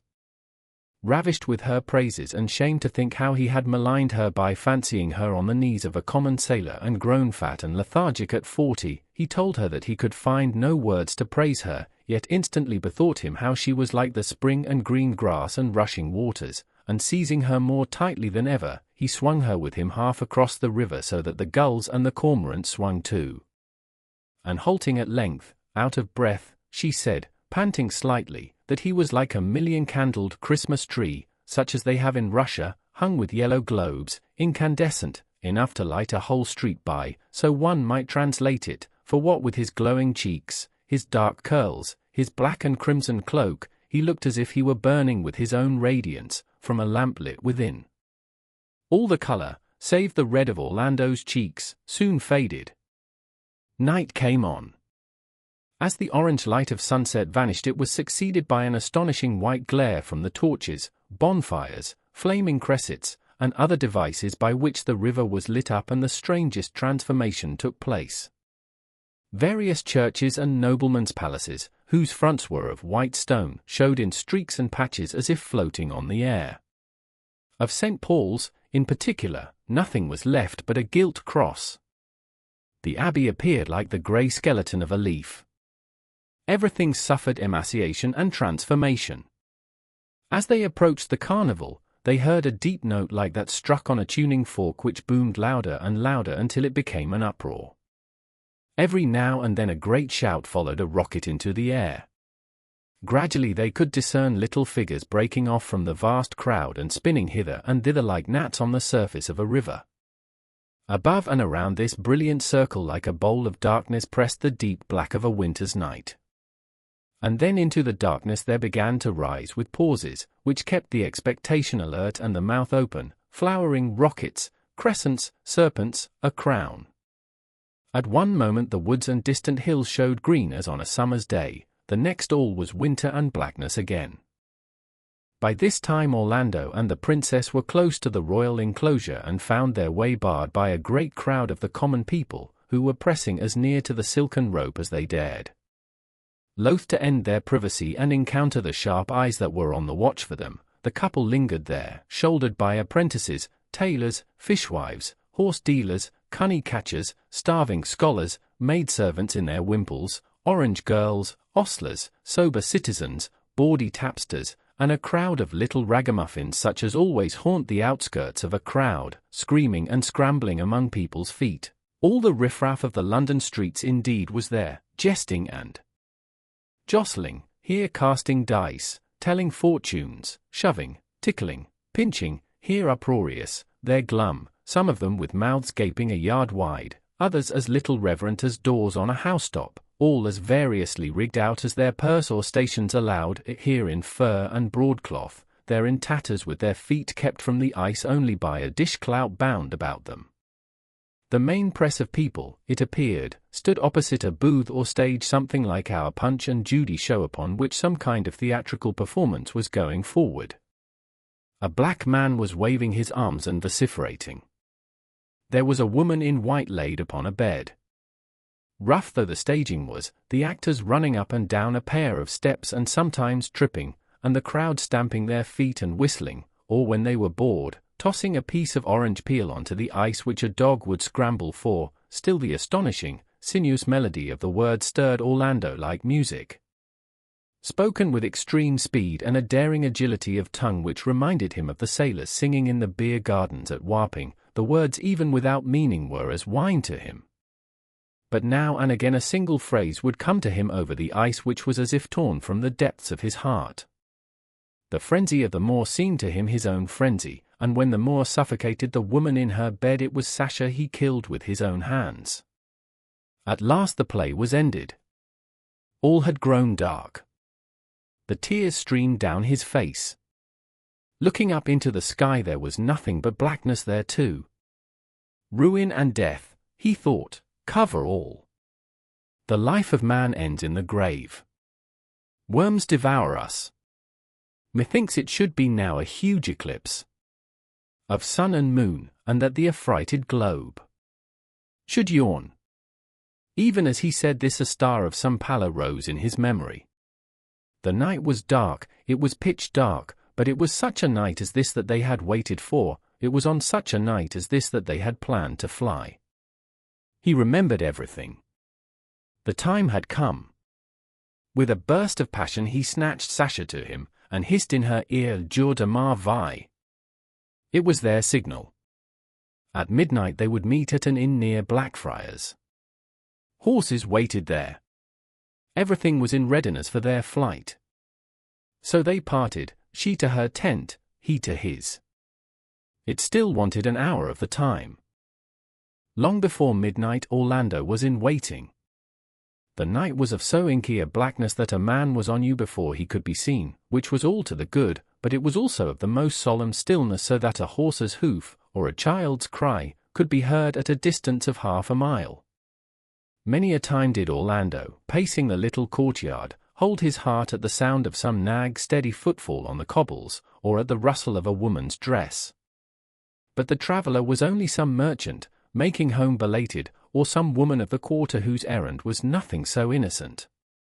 They passed, and the street was quieter than before. Then those lights which burnt downstairs in the small, huddled quarters where the poor of the city lived moved up to the sleeping rooms, and then, one by one, were extinguished. The street lanterns in these purlieus were few at most, and the negligence of the night watchman often suffered them to expire long before dawn. The darkness then became even deeper than before. Orlando looked to the wicks of his lantern, saw to the saddle girths, primed his pistols, examined his holsters, and did all these things a dozen times at least till he could find nothing more needing his attention. Though it still lacked some 20 minutes to midnight, he could not bring himself to go indoors to the inn parlour, where the hostess was still serving sack and the cheaper sort of canary wine to a few seafaring men, who would sit there trolling their ditties, and telling their stories of Drake, Hawkins, and Grenville, till they toppled off the benches and rolled asleep on the sanded floor. The darkness was more compassionate to his swollen and violent heart. He listened to every footfall, speculated on every sound. Each drunken shout and each wail from some poor wretch laid in the straw or in other distress cut his heart to the quick, as if it boded ill omen to his venture. Yet, he had no fear for Sasha. Her courage made nothing of the adventure. She would come alone, in her cloak and trousers, booted like a man. Light as her footfall was, it would hardly be heard, even in this silence. So he waited in the darkness. Suddenly he was struck in the face by a blow, soft, yet heavy, on the side of his cheek. So strung with expectation was he, that he started and put his hand to his sword. The blow was repeated a dozen times on forehead and cheek. The dry frost had lasted so long that it took him a minute to realize that these were raindrops falling, the blows were the blows of the rain. At first they fell slowly, deliberately, one by one. But soon the 6 drops became 60, then 600, then ran themselves together in a steady spout of water. It was as if the hard and consolidated sky poured itself forth in one profuse fountain. In the space of 5 minutes Orlando was soaked to the skin. Hastily putting the horses under cover, he sought shelter beneath the lintel of the door whence he could still observe the courtyard. The air was thicker now than ever, and such a steaming and droning rose from the downpour that no footfall of man or beast could be heard above it. The roads, pitted as they were with great holes, would be under water and perhaps impassable. But of what effect this would have upon their flight he scarcely thought. All his senses were bent upon gazing along the cobbled pathway, gleaming in the light of the lantern, for Sasha's coming. Sometimes, in the darkness, he seemed to see her wrapped about with rain strokes. But the phantom vanished. Suddenly, with an awful and ominous voice, a voice full of horror and alarm which raised every hair of anguish in Orlando's soul, St. Paul struck the first stroke of midnight. For times more it struck remorselessly. With the superstition of a lover, Orlando had made out that it was on the 6th stroke that she would come. But the 6th stroke echoed away, and the 7th came and the 8th, and to his apprehensive mind they seemed notes first heralding and then proclaiming death and disaster. When the 12th struck he knew that his doom was sealed. It was useless for the rational part of him to reason, she might be late, she might be prevented, she might have missed her way. The passionate and feeling heart of Orlando knew the truth. Other clocks struck, jangling one after another. The whole world seemed to ring with the news of her deceit and his derision. The old suspicion subterraneously at work in him rushed forth from concealment openly. He was bitten by a swarm of snakes, each more poisonous than the last. He stood in the doorway in the tremendous rain without moving. As the minutes passed, he sagged a little at the knees. The downpour rushed on. In the thick of it, great guns seemed to boom. Huge noises as of the tearing and rending of oak trees could be heard. There were also wild cries and terrible inhuman groanings. But Orlando stood there immovable till Paul's clock struck 2, and then, crying aloud with an awful irony, and all his teeth showing, Dieu de ma vie, he dashed the lantern to the ground, mounted his horse, and galloped he knew not where. Some blind instinct, for he was past reasoning, must have driven him to take the river bank in the direction of the sea. For when the dawn broke, which it did with unusual suddenness, the sky turning a pale yellow and the rain almost ceasing, he found himself on the banks of the Thames off Wapping. Now a sight of the most extraordinary nature met his eyes. Where, for 3 months and more, there had been solid ice of such thickness that it seemed permanent as stone, and a whole gay city had been stood on its pavement, was now a race of turbulent yellow waters. The river had gained its freedom in the night. It was as if a sulphur spring, to which view many philosophers inclined, had risen from the volcanic regions beneath and burst the ice asunder with such vehemence that it swept the huge and massy fragments furiously apart. The mere look of the water was enough to turn one giddy. All was riot and confusion. The river was strewn with icebergs. Some of these were as broad as a bowling green and as high as a house, others no bigger than a man's hat, but most fantastically twisted. Now would come down a whole convoy of ice blocks sinking everything that stood in their way. Now, eddying and swirling like a tortured serpent, the river would seem to be hurtling itself between the fragments and tossing them from bank to bank, so that they could be heard smashing against the piers and pillars. But what was the most awful and inspiring of terror was the sight of the human creatures who had been trapped in the night and now paced their twisting and precarious islands in the utmost agony of spirit. Whether they jumped into the flood or stayed on the ice, their doom was certain. Sometimes quite a cluster of these poor creatures would come down together, some on their knees, others suckling their babies. One old man seemed to be reading aloud from a holy book. At other times, and his fate perhaps was the most dreadful, a solitary wretch would stride his narrow tenement alone. As they swept out to sea, some could be heard crying vainly for help, making wild promises to amend their ways, confessing their sins and vowing altars and wealth if God would hear their prayers. Others were so dazed with terror that they sat immovable and silent, looking steadfastly before them. One crew of young watermen or postboys, to judge by their liveries, roared and shouted the lewdest tavern songs, as if in bravado, and were dashed against a tree and sunk with blasphemies on their lips. An old nobleman, for such his furred gown and golden chain proclaimed him, went down not far from where Orlando stood, calling vengeance upon the Irish rebels, who, he cried with his last breath, had plotted this devilry. Many perished clasping some silver pot or other treasure to their breasts, and at least a score of poor wretches were drowned by their own cupidity, hurling themselves from the bank into the flood rather than let a gold goblet escape them, or see before their eyes the disappearance of some furred gown. For furniture, valuables, possessions of all sorts were carried away on the icebergs.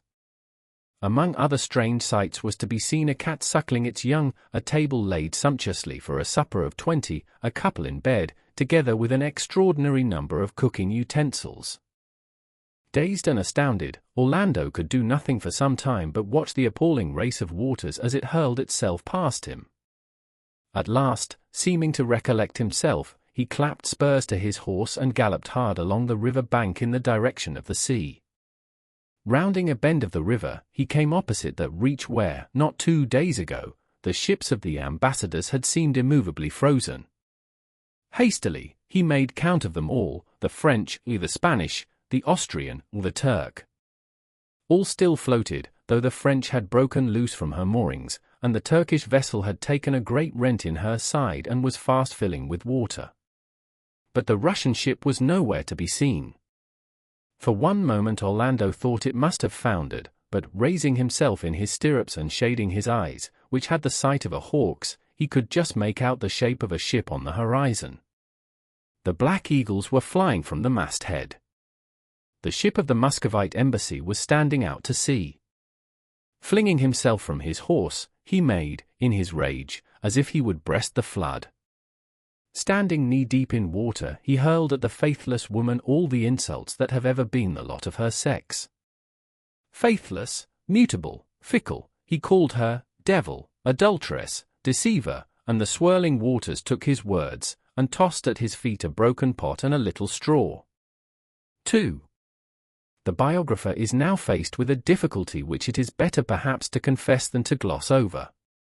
Up to this point in telling the story of Orlando's life, documents, both private and historical, have made it possible to fulfill the first duty of a biographer, which is to plod, without looking to right or left, in the indelible footprints of truth, unenticed by flowers, regardless of shade, on and on methodically till we fall plump into the grave and write fineness on the tombstone above our heads.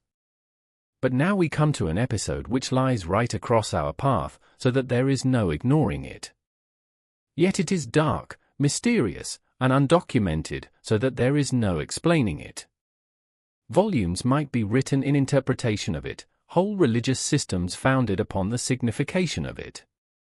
Our simple duty is to state the facts as far as they are known, and so let the reader make of them what he may.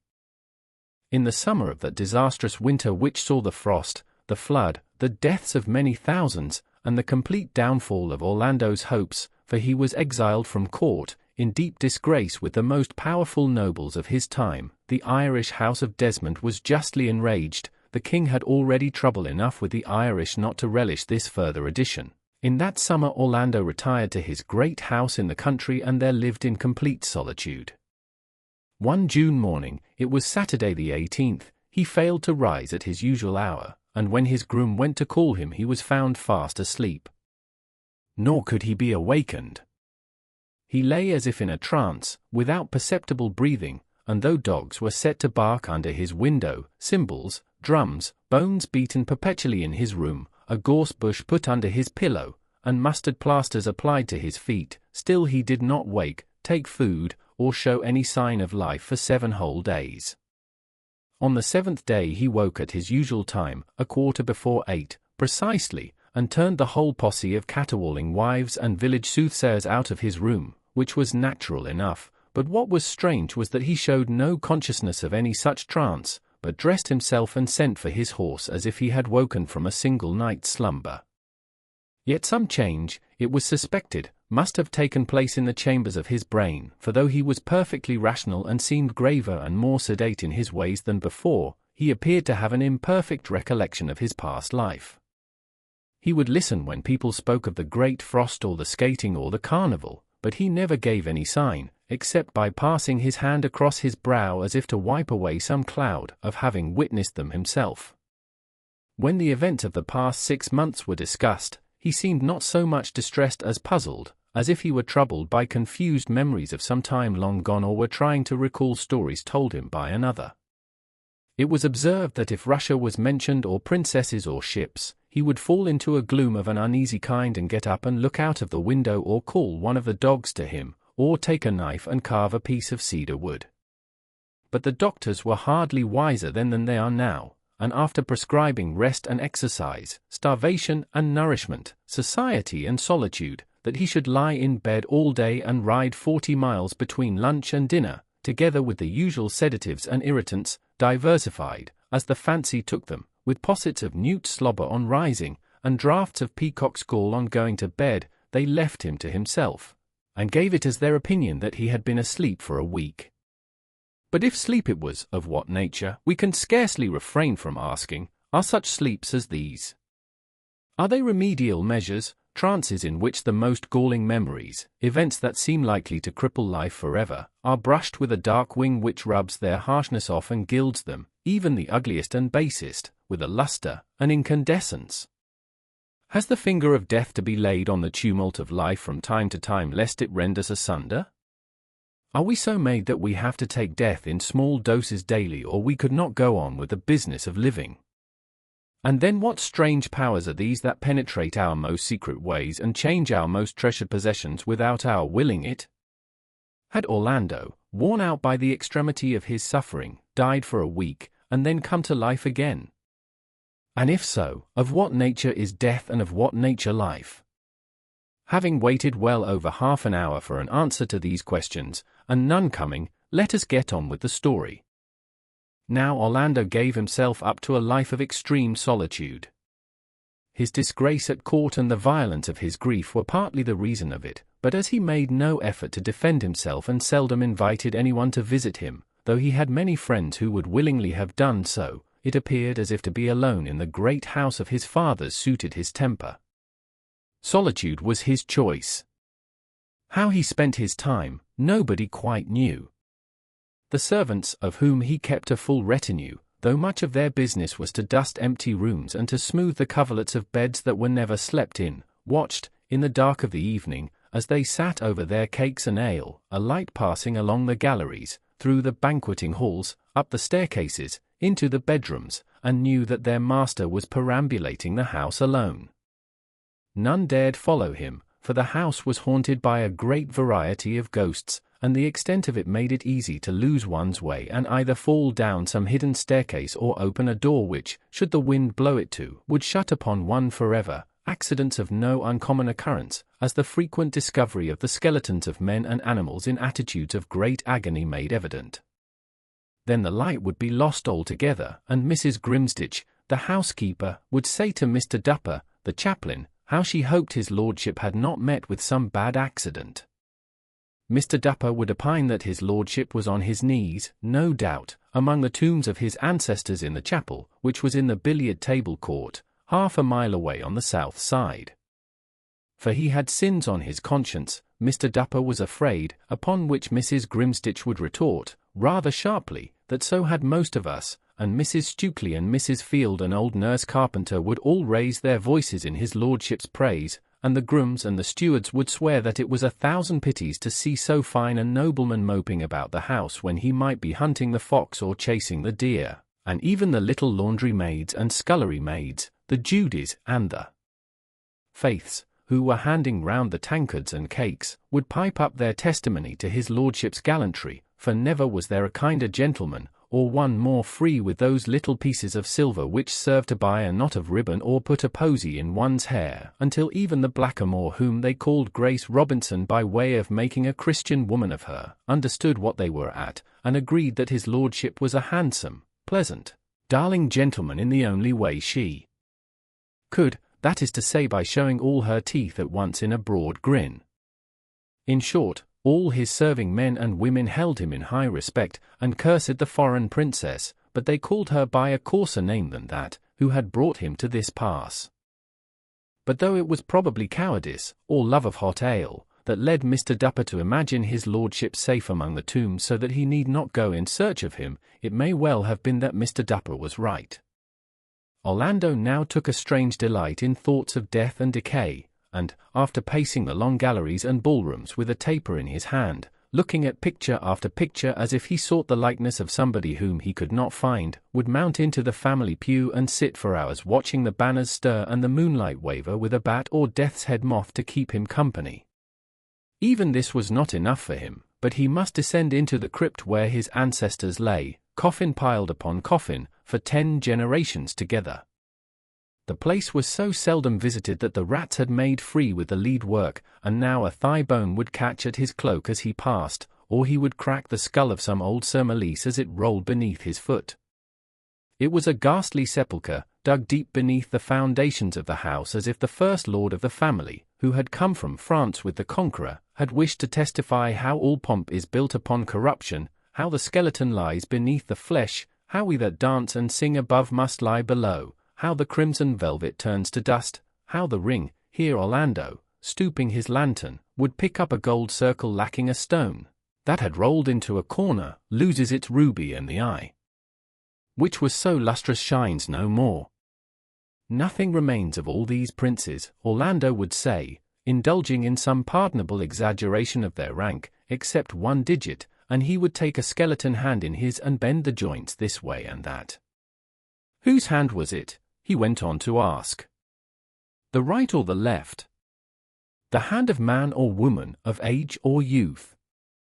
Had it urged the war horse, or plied the needle? Had it plucked the rose, or grasped cold steel? Had it, but here either his invention failed him or, what is more likely, provided him with so many instances of what a hand can do that he shrank, as his wont was, from the cardinal labour of composition, which is excision, and he put it with the other bones, thinking how there was a writer called Thomas Brown, a doctor of Norwich, whose writing upon such subjects took his fancy amazingly. So, taking his lantern and seeing that the bones were in order, for though romantic, he was singularly methodical and detested nothing so much as a ball of string on the floor, let alone the skull of an ancestor, he returned to that curious, moody pacing down the galleries, looking for something among the pictures, which was interrupted at length by a veritable spasm of sobbing, at the sight of a Dutch snow scene by an unknown artist. Then it seemed to him that life was not worth living any more. Forgetting the bones of his ancestors and how life is founded on a grave, he stood there shaken with sobs, all for the desire of a woman in Russian trousers, with slanting eyes, a pouting mouth, and pearls about her neck. She had gone. She had left him.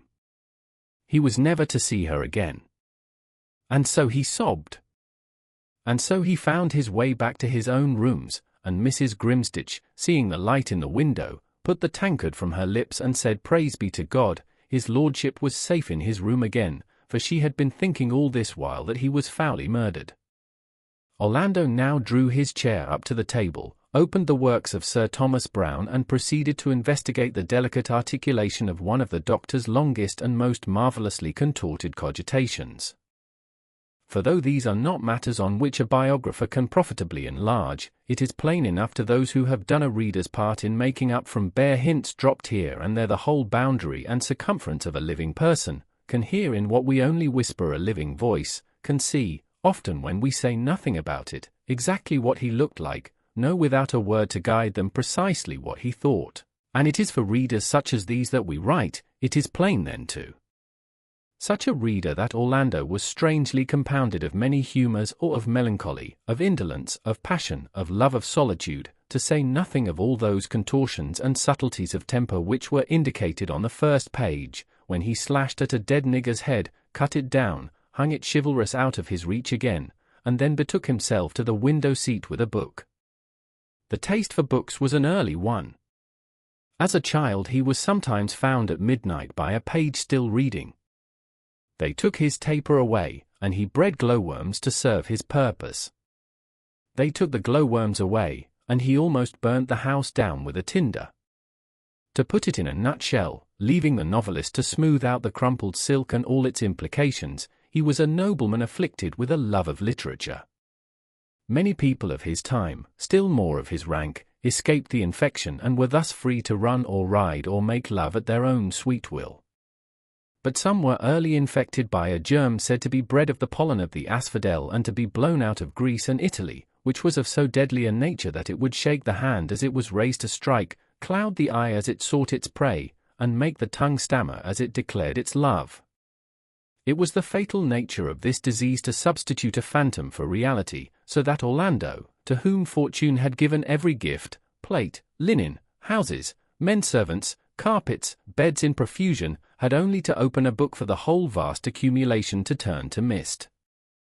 The 9 acres of stone which were his house vanished, 150 indoor servants disappeared, his 80 riding horses became invisible. It would take too long to count the carpets, sofas, trappings, china, plate, cruets, chafing dishes, and other movables often of beaten gold, which evaporated like so much sea mist under the miasma.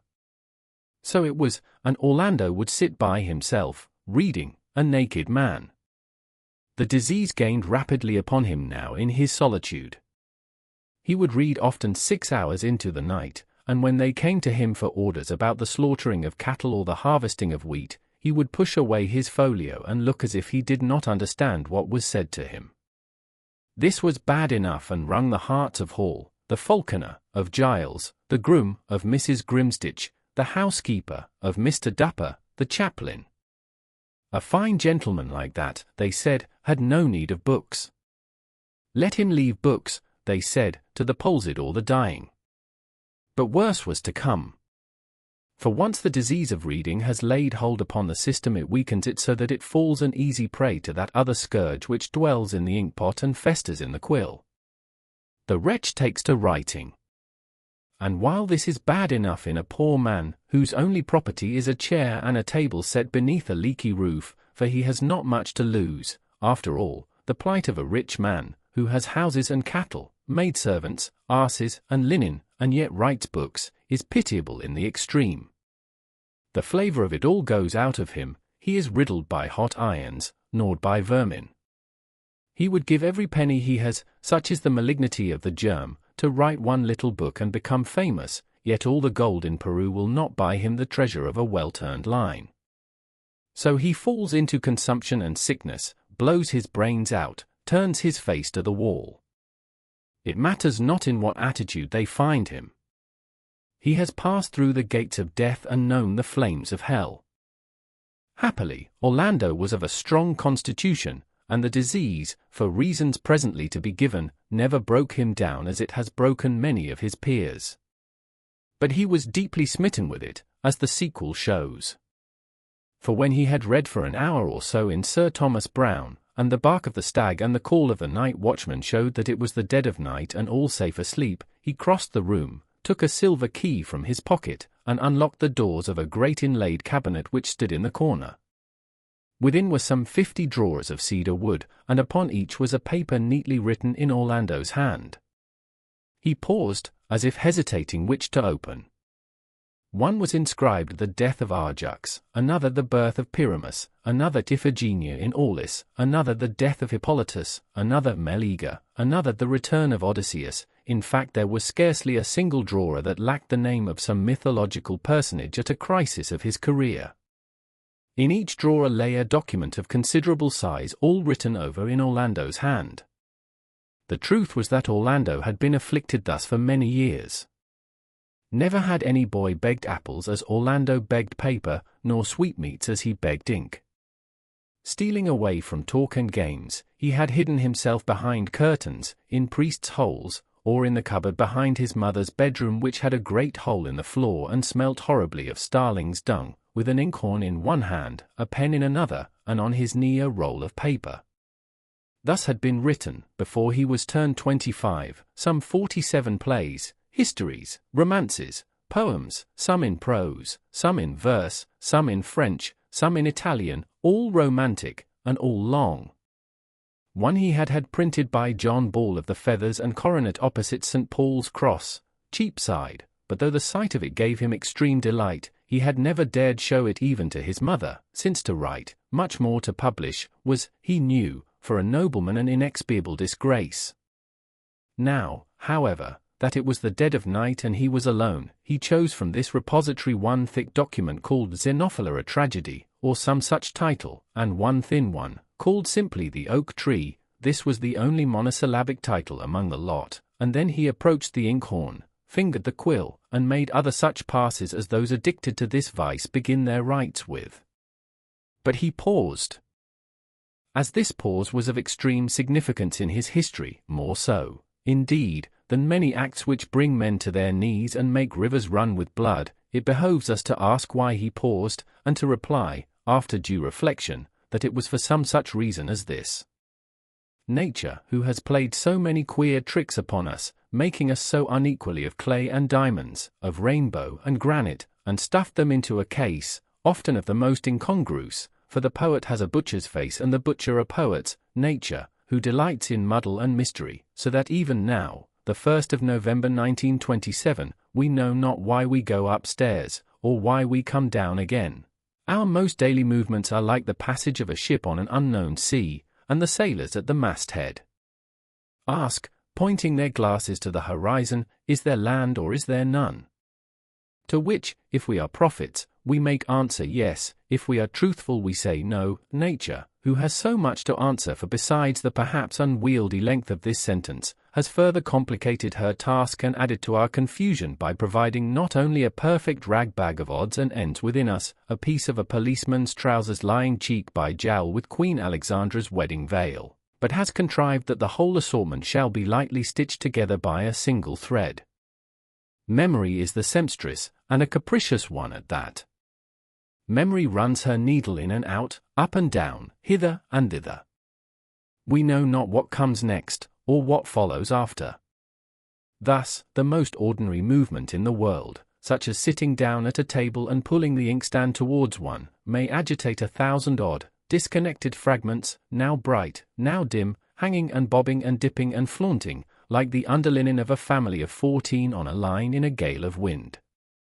Instead of being a single, downright, bluff piece of work of which no man need feel ashamed, our commonest deeds are set about with a fluttering and flickering of wings, a rising and falling of lights. Thus it was that Orlando, dipping his pen in the ink, saw the mocking face of the lost princess and asked himself a million questions instantly which were as arrows dipped in gall. Where was she, and why had she left him? Was the ambassador her uncle or her lover? Had they plotted? Was she forced? Was she married? Was she dead? All of which so drove their venom into him that, as if to vent his agony somewhere, he plunged his quill so deep into the inkhorn that the ink spurted over the table, which act, explain it how one may, and no explanation perhaps is possible, memory is inexplicable, at once substituted for the face of the princess a face of a very different sort. But whose was it? He asked himself. And he had to wait, perhaps half a minute, looking at the new picture which lay on top of the old, as one lantern slide is half seen through the next, before he could say to himself, this is the face of that rather fat, shabby man who sat in Twitched's room ever so many years ago when old Queen Bess came here to dine, and I saw him, Orlando continued, catching at another of those little coloured rags, sitting at the table, as I peeped in on my way downstairs, and he had the most amazing eyes, said Orlando, that ever were, but who the devil was he? Orlando asked, for here memory added to the forehead and eyes, first, a coarse, grease-stained ruffle, then a brown doublet, and finally a pair of thick boots such as citizens wear in Cheapside. Not a nobleman, not one of us, said Orlando, which he would not have said aloud, for he was the most courteous of gentlemen, but it shows what an effect noble birth has upon the mind and incidentally how difficult it is for a nobleman to be a writer, a poet, I dare say. By all the laws, memory, having disturbed him sufficiently, should now have blotted the whole thing out completely, or have fetched up something so idiotic and out of keeping, like a dog chasing a cat or an old woman blowing her nose into a red cotton handkerchief, that, in despair of keeping pace with her vagaries, Orlando should have struck his pen in earnest against his paper. For we can, if we have the resolution, turn the hussy, memory, and all her ragtag and bobtail out of the house. But Orlando paused. Memory still held before him the image of a shabby man with big, bright eyes. Still he looked, still he paused. It is these pauses that are our undoing. It is then that sedition enters the fortress and our troops rise in insurrection. Once before he had paused, and love with its horrid rout, its shawms, its cymbals, and its heads with gory locks torn from the shoulders had burst in. From love he had suffered the tortures of the damned. Now, again, he paused, and into the breach thus made, leapt ambition, the harridan, and poetry, the witch, and desire of fame, the strumpet, all joined hands and made of his heart their dancing ground. Standing upright in the solitude of his room, he vowed that he would be the first poet of his race and bring immortal lustre upon his name. He said, reciting the names and exploits of his ancestors, that Sir Boris had fought and killed the Paynim, Sir Gawain, the Turk, Sir Miles, the Pole, Sir Andrew, the Frank, Sir Richard, the Austrian, Sir Jordan, the Frenchman, and Sir Herbert, the Spaniard.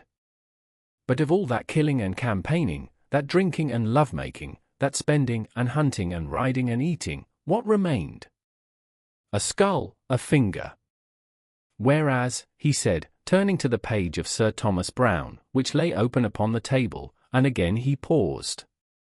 Like an incantation rising from all parts of the room, from the night wind and the moonlight, rolled the divine melody of those words which, lest they should outstare this page, we will leave where they lie entombed, not dead, embalmed rather, so fresh is their colour, so sound their breathing, and Orlando, comparing that achievement with those of his ancestors, cried out that they and their deeds were dust and ashes, but this man and his words were immortal. He soon perceived, however, that the battles which Sir Miles and the rest had waged against armed knights to win a kingdom, were not half so arduous as this which he now undertook to win immortality against the English language. Anyone moderately familiar with the rigors of composition will not need to be told the story in detail, how he wrote and it seemed good, read and it seemed vile, corrected and tore up, cut out, put in, was in ecstasy, in despair, had his good nights and bad mornings, snatched at ideas and lost them, saw his book plain before him and it vanished, acted his people's parts as he ate, mouthed them as he walked, now cried, now laughed, vacillated between this style and that, now preferred the heroic and pompous, next the plain and simple, now the vales of Tempe, then the fields of Kent or Cornwall, and could not decide whether he was the divinest genius or the greatest fool in the world. It was to settle this last question that he decided, after many months of such feverish labor, to break the solitude of years and communicate with the outer world. He had a friend in London, one Giles Isham of Norfolk, who, though of gentle birth, was acquainted with writers and could doubtless put him in touch with some member of that blessed, indeed sacred, fraternity. For, to Orlando in the state he was now in, there was a glory about a man who had written a book and had it printed, which outshone all the glories of blood and state. To his imagination it seemed as if even the bodies of those instinct with such divine thoughts must be transfigured. They must have aureoles for hair, incense for breath, and roses must grow between their lips, which was certainly not true either of himself or Mr. Dupper. He could think of no greater happiness than to be allowed to sit behind a curtain and hear them talk.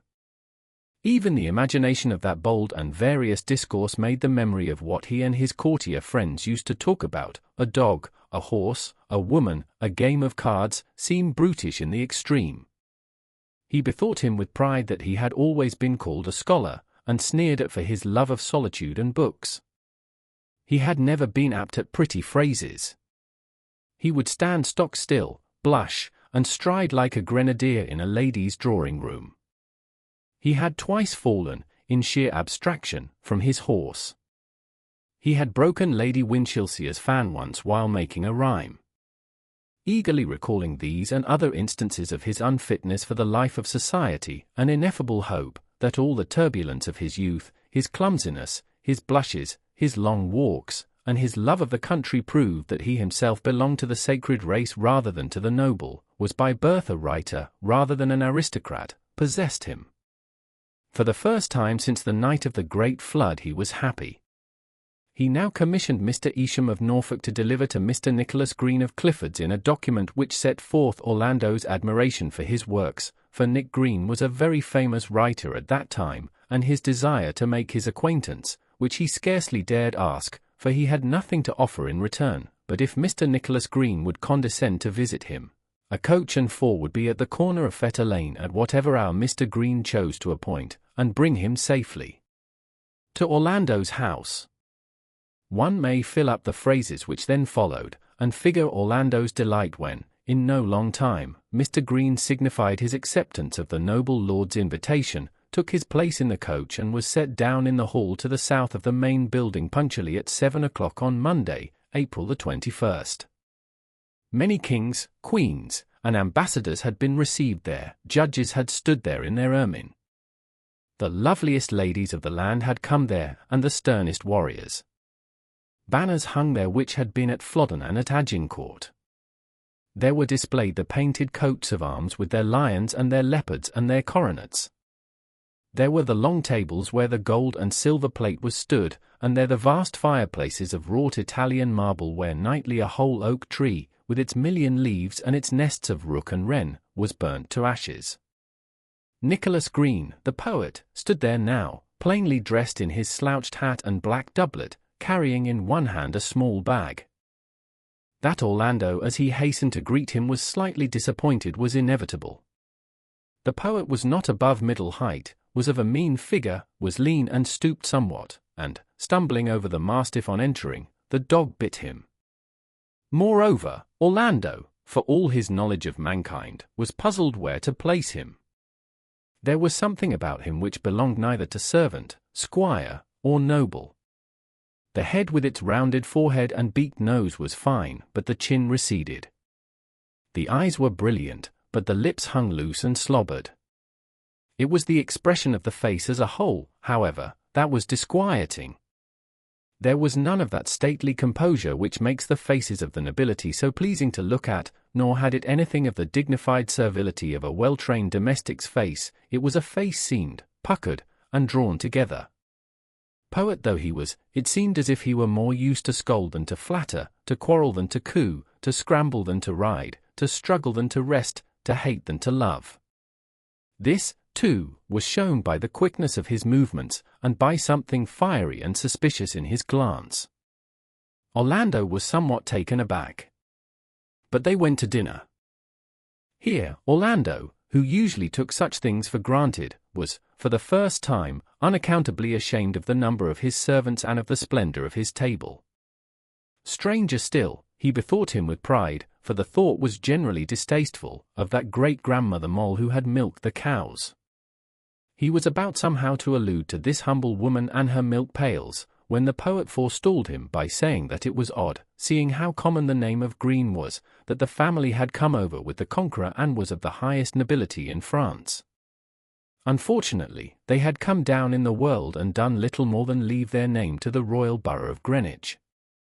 Further talk of the same sort, about lost castles, coats of arms, cousins who were baronets in the north, intermarriage with noble families in the west, how some Green spelt the name with an E at the end, and others without, lasted till the venison was on the table.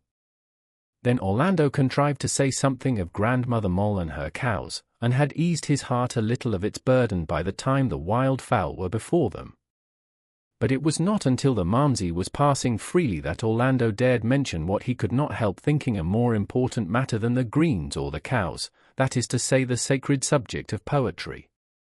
At the first mention of the word, the poet's eyes flashed fire, he dropped the fine gentleman airs he had worn, thumped his glass on the table, and launched into one of the longest, most intricate, most passionate, and bitterest stories that Orlando had ever heard, save from the lips of a jilted woman, about a play of his, another poet, and a critic.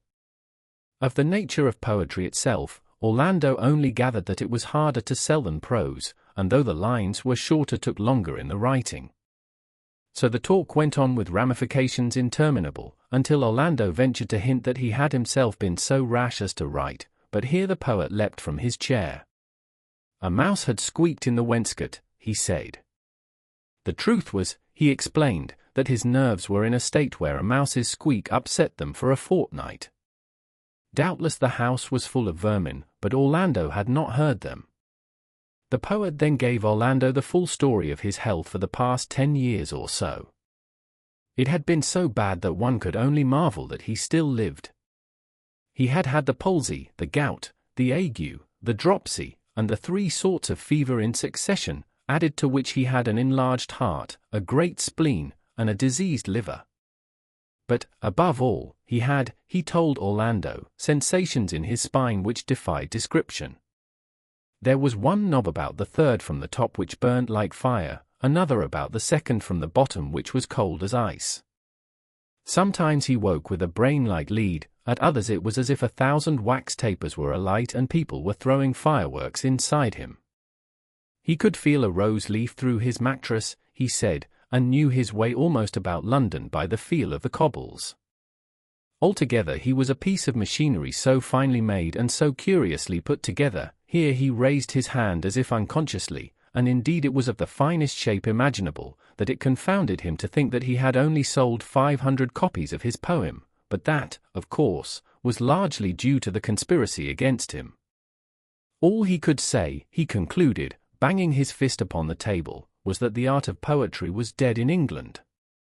How that could be with Shakespeare, Marlowe, Ben Jonson, Brown, Donne, all now writing or just having written, Orlando, reeling off the names of his favorite heroes, could not think. Green laughed sardonically. Shakespeare, he admitted, had written some scenes that were well enough, but he had taken them chiefly from Marlowe. Marlowe was a likely boy, but what could you say of a lad who died before he was 30? As for Brown, he was for writing poetry and prose, and people soon got tired of such conceits as that.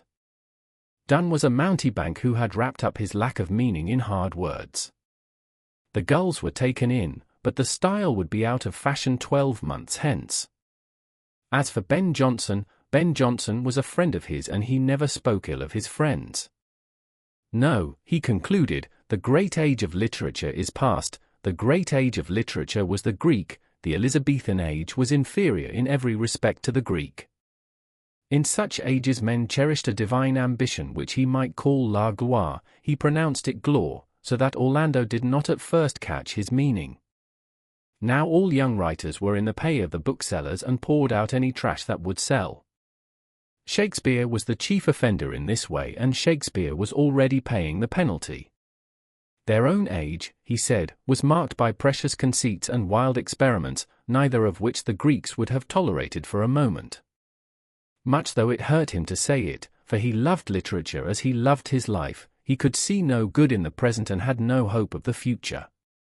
Here he poured himself out another glass of wine. Orlando was shocked by these doctrines, yet could not help observing that the critic himself seemed by no means downcast. On the contrary, the more he denounced his own time, the more complacent he became. He could remember, he said, a night at the Cock Tavern in Fleet Street when Kit Marlowe was there and some others. Kit was in high feather, rather drunk, which he easily became, and in a mood to say silly things. He could see him now, brandishing his glass at the company and hiccuping out, "Stap my vitals, Bill." This was to Shakespeare, "There's a great wave coming and you're on top of it," by which he meant, Green explained, that they were trembling on the verge of a great age in English literature, and that Shakespeare was to be a poet of some importance. Happily for himself, he was killed 2 nights later in a drunken brawl, and so did not live to see how this prediction turned out. "Poor foolish fellow," said Green, "to go and say a thing like that. A great age, forsooth, the Elizabethan a great age. So, my dear lord," he continued, settling himself comfortably in his chair and rubbing the wineglass between his fingers, "we must make the best of it, cherish the past and honor those writers. There are still a few left of em, who take antiquity for their model and write, not for pay, but for glore." Orlando could have wished him a better accent. "Glore," said Green, "is the spur of noble minds. Had I a pension of £300 a year paid quarterly, I would live for glore alone. I would lie in bed every morning reading Cicero. I would imitate his style so that you couldn't tell the difference between us. That's what I call fine writing," said Green, "that's what I call glore. But it's necessary to have a pension to do it."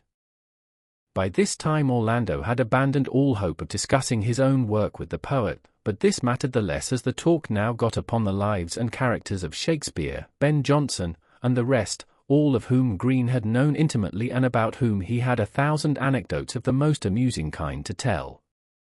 Orlando had never laughed so much in his life. These, then, were his gods. Half were drunken and all were amorous. Most of them quarrelled with their wives, not one of them was above a lie or an intrigue of the most paltry kind. Their poetry was scribbled down on the backs of washing bills held to the heads of printers' devils at the street door. Thus Hamlet went to press, thus Lear, thus Othello. No wonder, as Green said, that these plays show the faults they do. The rest of the time was spent in carousings and junketings in taverns and in beer gardens, when things were said that passed belief for wit, and things were done that made the utmost frolic of the courtiers seem pale in comparison. All this Green told with a spirit that roused Orlando to the highest pitch of delight. He had a power of mimicry that brought the dead to life, and could say the finest things of books provided they were written 300 years ago. So time passed, and Orlando felt for his guest a strange mixture of liking and contempt, of admiration and pity, as well as something too indefinite to be called by any one name, but had something of fear in it and something of fascination. He talked incessantly about himself, yet was such good company that one could listen to the story of his ague forever. Then he was so witty, then he was so irreverent, then he made so free with the names of God and woman, then he was so full of queer crafts and had such strange lore in his head, could make salad in 300 different ways, knew all that could be known of the mixing of wines, played 6 musical instruments, and was the first person, and perhaps the last, to toast cheese in the great Italian fireplace. That he did not know a geranium from a carnation, an oak from a birch tree, a mastiff from a greyhound, a teg from a ewe, wheat from barley, plough land from fallow, was ignorant of the rotation of the crops, thought oranges grew underground and turnips on trees, preferred any townscape to any landscape, all this and much more amazed Orlando, who had never met anybody of his kind before. Even the maids, who despised him, tittered at his jokes, and the menservants, who loathed him, hung about to hear his stories. Indeed, the house had never been so lively as now that he was there, all of which gave Orlando a great deal to think about, and caused him to compare this way of life with the old. He recalled the sort of talk he had been used to about the King of Spain's apoplexy or the mating of a bitch. He bethought him how the day passed between the stables and the dressing closet. He remembered how the lords snored over their wine and hated anybody who woke them up. He bethought him how active and valiant they were in body, how slothful and timid in mind. Worried by these thoughts, and unable to strike a proper balance, he came to the conclusion that he had admitted to his house a plaguey spirit of unrest that would never suffer him to sleep sound again. At the same moment Nick Green came to precisely the opposite conclusion. Lying in bed of a morning on the softest pillows between the smoothest sheets and looking out of his oriel window upon turf which for 3 centuries had known neither dandelion nor dockweed, he thought that unless he could somehow make his escape, he should be smothered alive.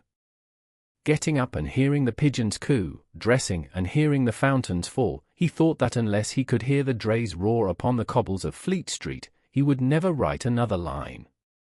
If this goes on much longer, he thought, hearing the footman mend the fire and spread the table with silver dishes next door, I shall fall asleep, and here he gave a prodigious yawn, sleeping die.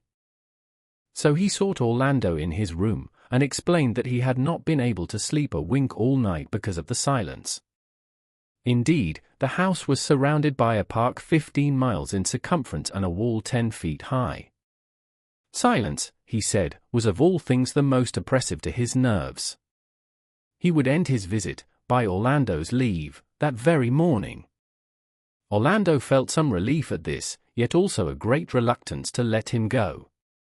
The house, he thought, would seem very dull without him.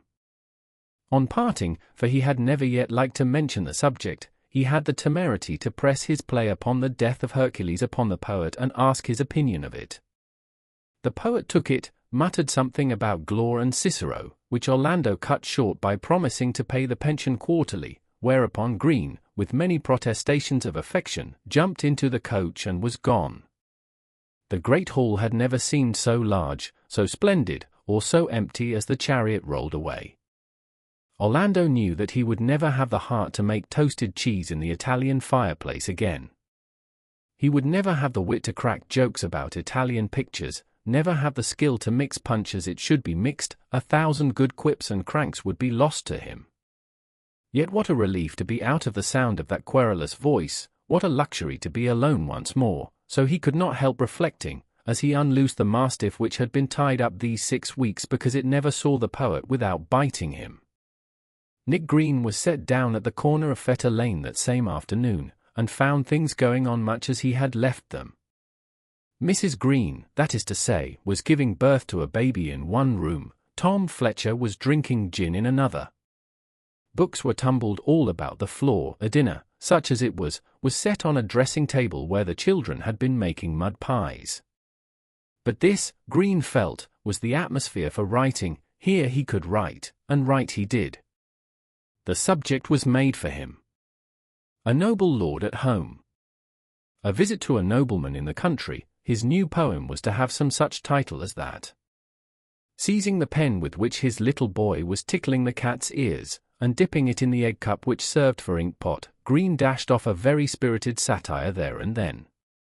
It was so done to a turn that no one could doubt that the young lord who was roasted was Orlando, his most private sayings and doings, his enthusiasms and follies, down to the very colour of his hair and the foreign way he had of rolling his RS, were there to the life.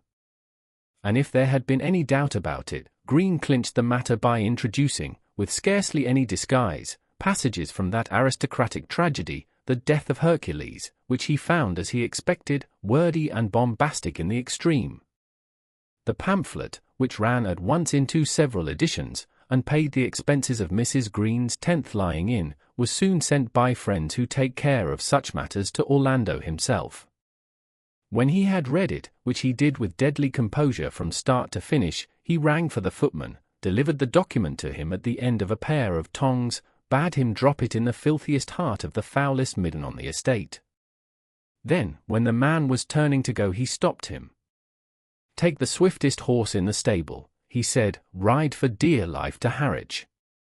There embark upon a ship which you will find bound for Norway. Buy for me from the king's own kennels the finest elk hounds of the royal strain, male and female.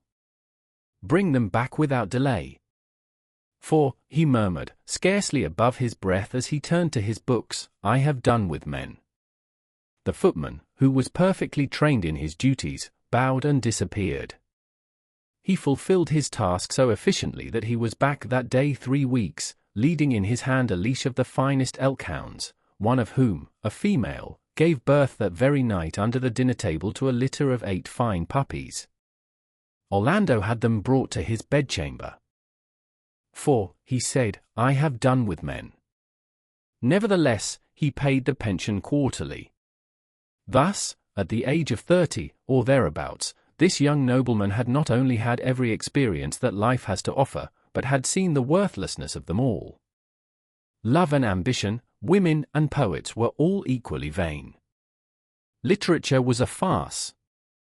The night after reading Green's Visit to a Nobleman in the Country, he burnt in a great conflagration 57 poetical works, only retaining The Oak Tree, which was his boyish dream and very short. 2 things alone remained to him in which he now put any trust: dogs and nature, an elk hound and a rose bush. The world, in all its variety, life in all its complexity, had shrunk to that. Dogs and a bush were the whole of it. So, feeling quit of a vast mountain of illusion, and very naked in consequence, he called his hounds to him and strode through the park. So long had he been secluded, writing and reading, that he had half forgotten the amenities of nature, which in June can be great. When he reached that high mound whence on fine days half of England with a slice of Wales and Scotland thrown in can be seen, he flung himself under his favourite oak tree and felt that if he need never speak to another man or woman so long as he lived, if his dogs did not develop the faculty of speech, if he never met a poet or a princess again, he might make out what years remained to him in tolerable content. Here he came then, day after day, week after week, month after month, year after year. He saw the beech trees turn golden and the young ferns unfurl, he saw the moon sickle and then circular, he saw, but probably the reader can imagine the passage which should follow and how every tree and plant in the neighborhood is described first green, then golden, how moons rise and suns set, how spring follows winter and autumn summer, how night succeeds day and day night, how there is first a storm and then fine weather, how things remain much as they are for 200 or 300 years or so, except for a little dust and a few cobwebs which one old woman can sweep up in half an hour, a conclusion which, one cannot help feeling, might have been reached more quickly by the simple statement that time passed, here the exact amount could be indicated in brackets, and nothing whatever happened. But time, unfortunately, though it makes animals and vegetables bloom and fade with amazing punctuality, has no such simple effect upon the mind of man. The mind of man, moreover, works with equal strangeness upon the body of time. An hour, once it lodges in the queer element of the human spirit, may be stretched to 50 or 100 times its clock length. On the other hand, an hour may be accurately represented on the timepiece of the mind by 1 second. This extraordinary discrepancy between time on the clock and time in the mind is less known than it should be and deserves fuller investigation. But the biographer, whose interests are, as we have said, highly restricted, must confine himself to one simple statement: when a man has reached the age of 30, as Orlando now had, time when he is thinking becomes inordinately long, time when he is doing becomes inordinately short. Thus Orlando gave his orders and did the business of his vast estates in a flash, but directly he was alone on the mound under the oak tree, the seconds began to round and fill until it seemed as if they would never fall. They filled themselves, moreover, with the strangest variety of objects. For not only did he find himself confronted by problems which have puzzled the wisest of men, such as what is love? What friendship? What truth?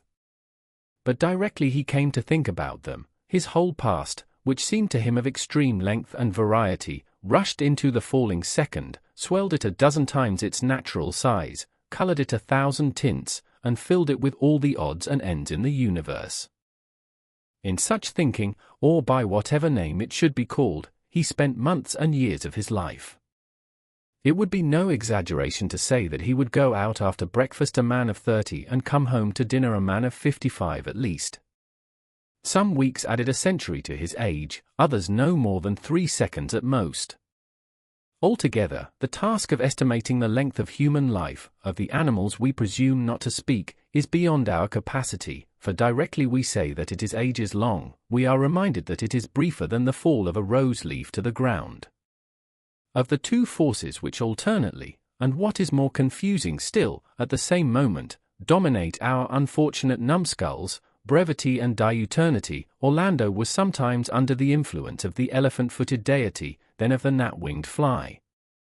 Life seemed to him of prodigious length. Yet even so, it went like a flash. But even when it stretched longest and the moment swelled biggest and he seemed to wander alone in deserts of vast eternity, there was no time for the smoothing out and deciphering of those thickly scored parchments which 30 years among men and women had rolled tight in his heart and brain. Long before he had done thinking about love, the oak tree had put forth its leaves and shaken them to the ground 12 times in the process. Ambition would jostle it off the field, to be replaced by friendship or literature. And as the first question had not been settled, what is love, back it would come at the least provocation or none, and hustle books or metaphors or what one lives for into the margin, there to wait till they saw their chance to rush into the field again. What made the process still longer was that it was profusely illustrated, not only with pictures, as that of old Queen Elizabeth, laid on her tapestry couch in rose-colored brocade with an ivory snuff-box in her hand and a gold-hilt sword by her side, but with scents, she was strongly perfumed, and with sounds, the stags were barking in Richmond Park that winter's day. And so, the thought of love would be all ambered over with snow and winter, with log fires burning, with Russian women, gold swords, and the bark of stags, with old King James's slobbering and fireworks and sacks of treasure in the holds of Elizabethan sailing ships. Every single thing, once he tried to dislodge it from its place in his mind, he found thus cumbered with other matter like the lump of glass which, after a year at the bottom of the sea, is grown about with bones and dragonflies, and coins and the tresses of drowned women. Another metaphor by Jupiter, he would exclaim as he said this, which will show the disorderly and circuitous way in which his mind worked and explain why the oak tree flowered and faded so often before he came to any conclusion about love.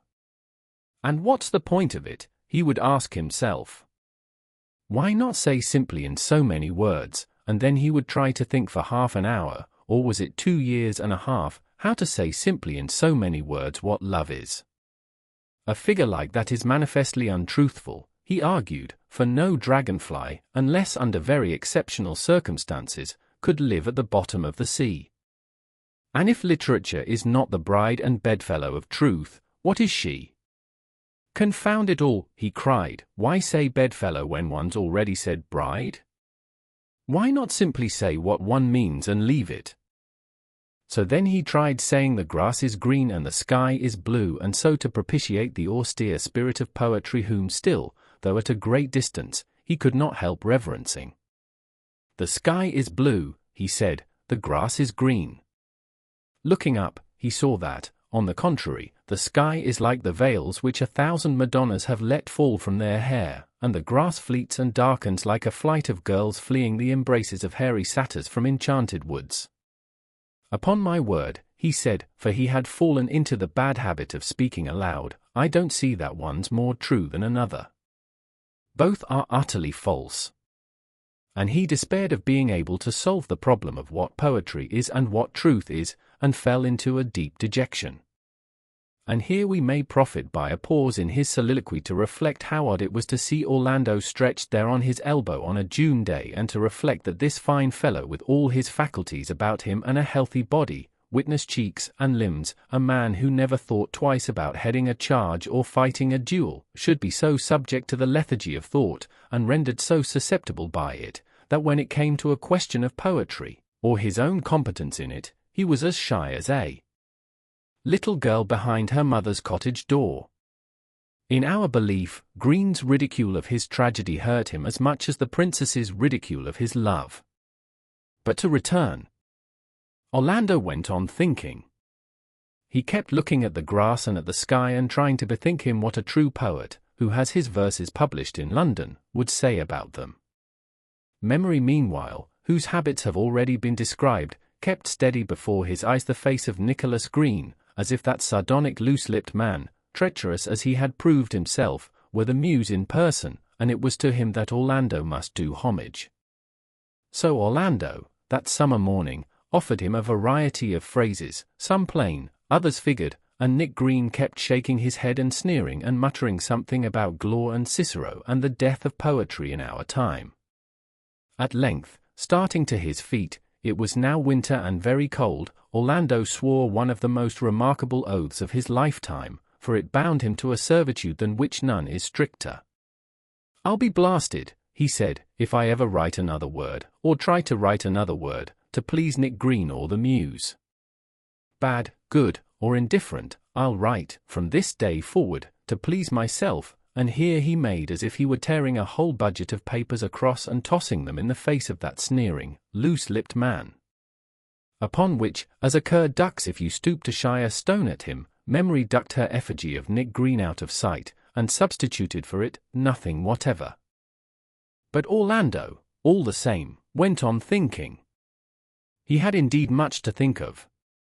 For when he tore the parchment across, he tore, in one rending, the scrolloping, emblazoned scroll which he had made out in his own favour in the solitude of his room, appointing himself, as the king appoints ambassadors, the first poet of his race, the first writer of his age, conferring eternal immortality upon his soul and granting his body a grave among laurels and the intangible banners of a people's reverence perpetually.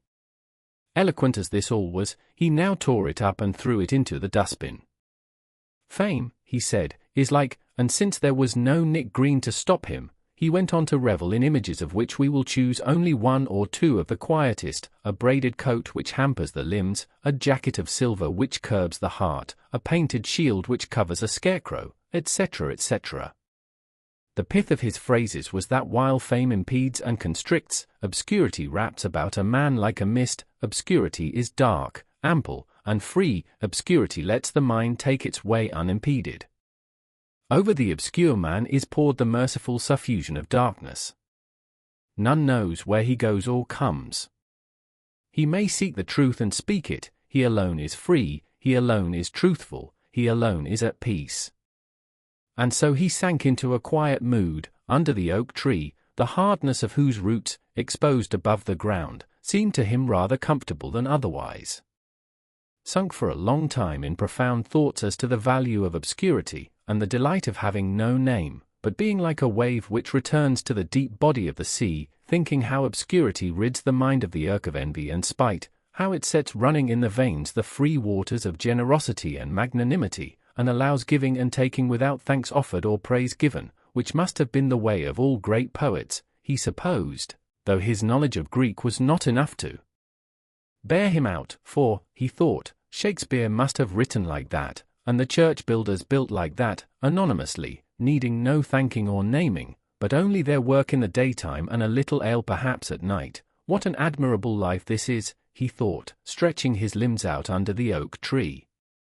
And why not enjoy it this very moment? The thought struck him like a bullet. Ambition dropped like a plummet. Rid of the heartburn of rejected love, and of vanity rebuked, and all the other stings and pricks which the nettle-bed of life had burnt upon him when ambitious of fame, but could no longer inflict upon one careless of glory, he opened his eyes, which had been wide open all the time, but had seen only thoughts, and saw, lying in the hollow beneath him, his house. There it lay in the early sunshine of spring. It looked a town rather than a house, but a town built, not hither and thither, as this man wished or that, but circumspectly, by a single architect with one idea in his head.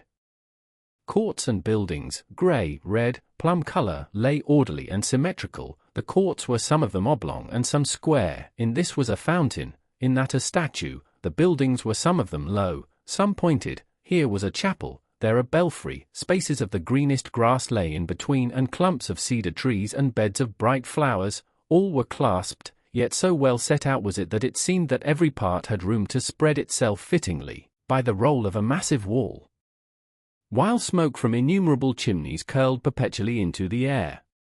This vast, yet ordered building, which could house 1,000 men and perhaps 2,000 horses, was built, Orlando thought, by workmen whose names are unknown. Here have lived, for more centuries than I can count, the obscure generations of my own obscure family.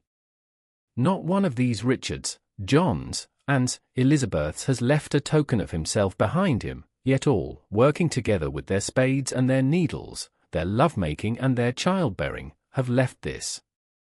Never had the house looked more noble and humane.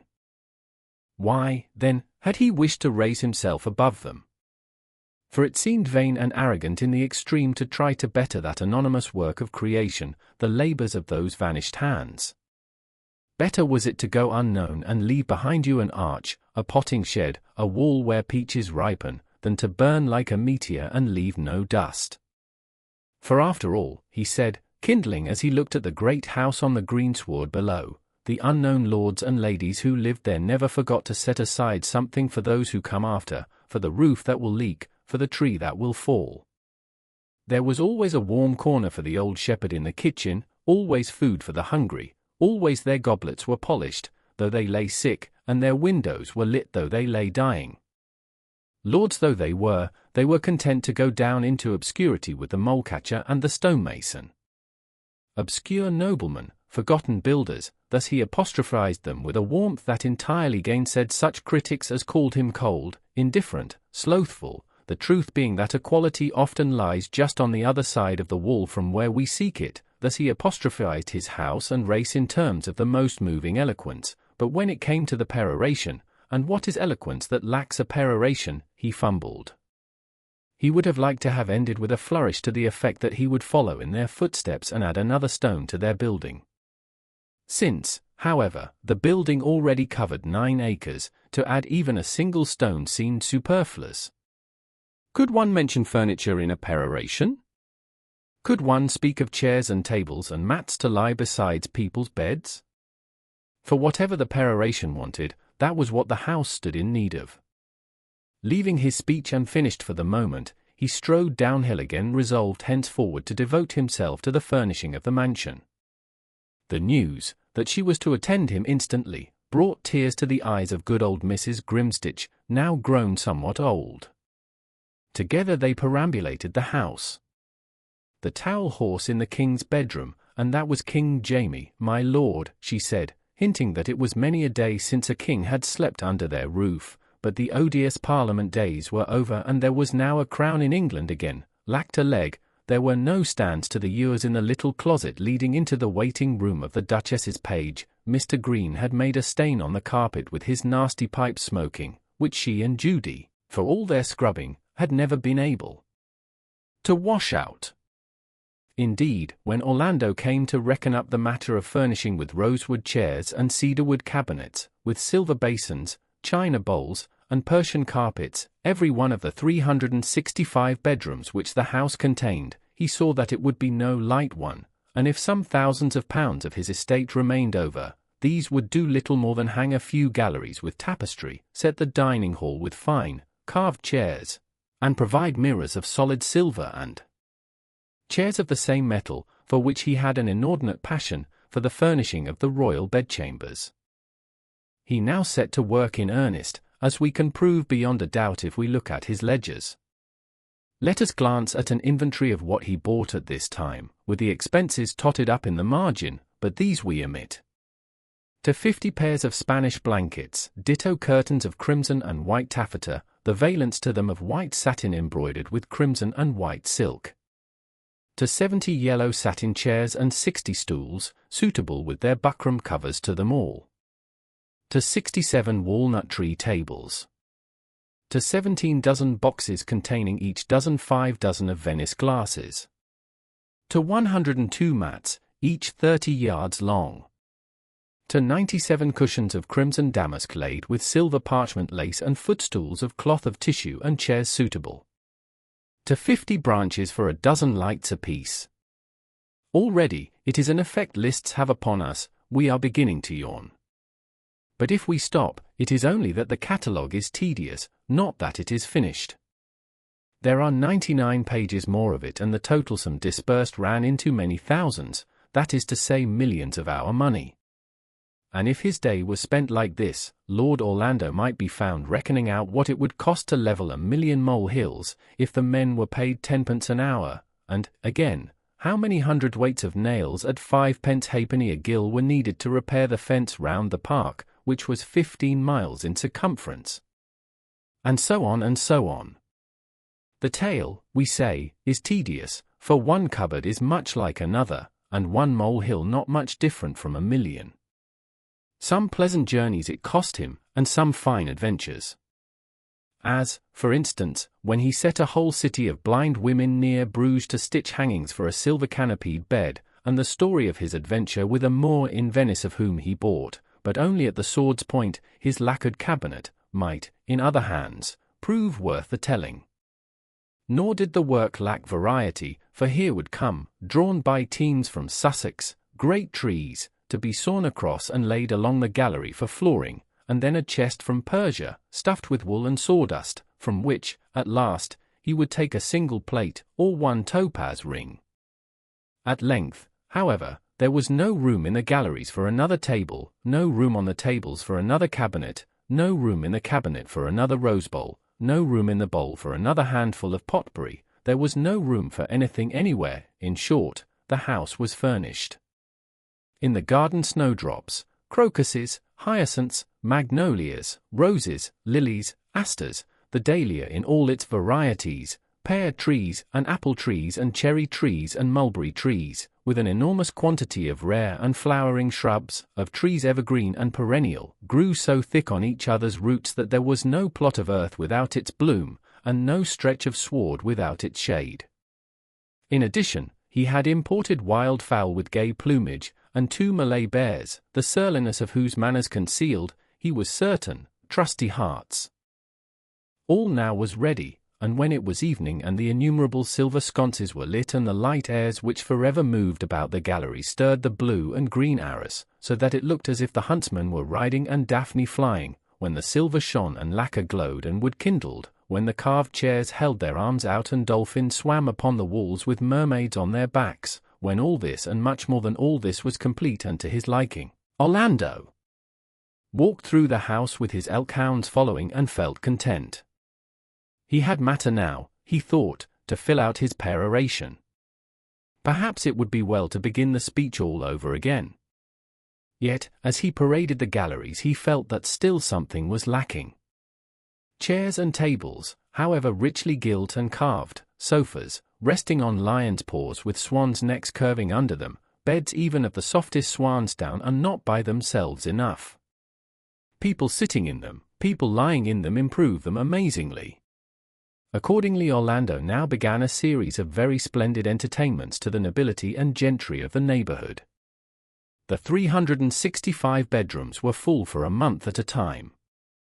Guests jostled each other on the 52 staircases. 300 servants bustled about the pantries. Banquets took place almost nightly. Thus, in a very few years, Orlando had worn the nap off his velvet, and spent the half of his fortune, but he had earned the good opinion of his neighbors, held a score of offices in the county, and was annually presented with perhaps a dozen volumes dedicated to his lordship in rather fulsome terms by grateful poets. For though he was careful not to consort with writers at that time and kept himself always aloof from ladies of foreign blood, still, he was excessively generous both to women and to poets, and both adored him. But when the feasting was at its height and his guests were at their revels, he was apt to take himself off to his private room alone. There when the door was shut, and he was certain of privacy, he would have out an old writing book, stitched together with silk stolen from his mother's workbox, and labelled in a round schoolboy hand, "The Oak Tree, a Poem." In this he would write till midnight chimed and long after. But as he scratched out as many lines as he wrote in, the sum of them was often, at the end of the year, rather less than at the beginning, and it looked as if in the process of writing the poem would be completely unwritten. For it is for the historian of letters to remark that he had changed his style amazingly. His floridity was chastened, his abundance curbed, the age of prose was congealing those warm fountains. The very landscape outside was less stuck about with garlands, and the briars themselves were less thorned and intricate. Perhaps the senses were a little duller, and honey and cream less seductive to the palate. Also that the streets were better drained and the houses better lit had its effect upon the style, it cannot be doubted. One day he was adding a line or two with enormous labour to "The Oak Tree, a Poem," when a shadow crossed the tail of his eye. It was no shadow, he soon saw, but the figure of a very tall lady in riding hood and mantle crossing the quadrangle on which his room looked out. As this was the most private of the courts, and the lady was a stranger to him, Orlando marvelled how she had got there. 3 days later the same apparition appeared again, and on Wednesday noon appeared once more. This time Orlando was determined to follow her, nor apparently was she afraid to be found, for she slackened her steps as he came up and looked him full in the face. Any other woman thus caught in a lord's private grounds would have been afraid. Any other woman with that face, headdress, and aspect would have thrown her mantilla across her shoulders to hide it. For this lady resembled nothing so much as a hare startled, but obdurate, a hare whose timidity is overcome by an immense and foolish audacity, a hare that sits upright and glowers at its pursuer with great, bulging eyes, with ears erect but quivering, with nose pointed, but twitching. This hare, however, was 6 feet high and wore a head-dress into the bargain of some antiquated kind which made her look still taller. Thus confronted, she stared at Orlando with a stare in which timidity and audacity were most strongly combined. First, she asked him, with a proper but somewhat clumsy curtsy, to forgive her intrusion. Then, rising to her full height again, which must have been something over 6 feet 2, she went on to say, but with such a cackle of nervous laughter, so much tee-heeing and haw-hawing that Orlando thought she must have escaped from a lunatic asylum, that she was the Archduchess Harriet Griselda of Finsteraarhorn and Scandopboom in the Romanian territory. She desired above all things to make his acquaintance, she said. She had taken lodgings over a baker's shop at the park gates. She had seen his picture, and it was the image of a sister of hers who was, here she guffawed, long since dead. She was visiting the English court. The Queen was her cousin. The King was a very good fellow but seldom went to bed sober. Here she tee-heed and haw-hawed again. In short, there was nothing for it but to ask her in and give her a glass of wine. The Archduchess Harriet. Indoors, her manners regained the hauteur natural to a Romanian archduchess, and had she not shown a knowledge of wines rare in a lady, and made some observations upon firearms and the customs of sportsmen in her country, which were sensible enough, the talk would have lacked spontaneity. Jumping to her feet at last, she announced that she would call the following day, swept another prodigious curtsy and departed. The following day, Orlando rode out. The next, he turned his back, on the third he drew his curtain. On the fourth it rained, and as he could not keep a lady in the wet, nor was altogether averse to company, he invited her in and asked her opinion whether a suit of armour, which belonged to an ancestor of his, was the work of Jacobi or of Top. He inclined to Top. She held another opinion, it matters very little which. But it is of some importance to the course of our story that, in illustrating her argument, which had to do with the working of the tie pieces, the Archduchess Harriet took the golden shin case and fitted it to Orlando's leg. That he had a pair of the shapeliest legs that any nobleman has ever stood upright upon has already been said. Perhaps something in the way she fastened the ankle buckle, or her stooping posture, or Orlando's long seclusion, or the natural sympathy which is between the sexes, or the burgundy, or the fire, any of these causes may have been to blame, for certainly blame there is on one side or another when a nobleman of Orlando's breeding, entertaining a lady in his house, and she his elder by many years, with a face a yard long and staring eyes, dressed somewhat ridiculously too, in a mantle and riding cloak though the season was warm, blame there is when such a nobleman is so suddenly and violently overcome by passion of some sort that he has to leave the room. But what sort of passion, it may well be asked, could this be?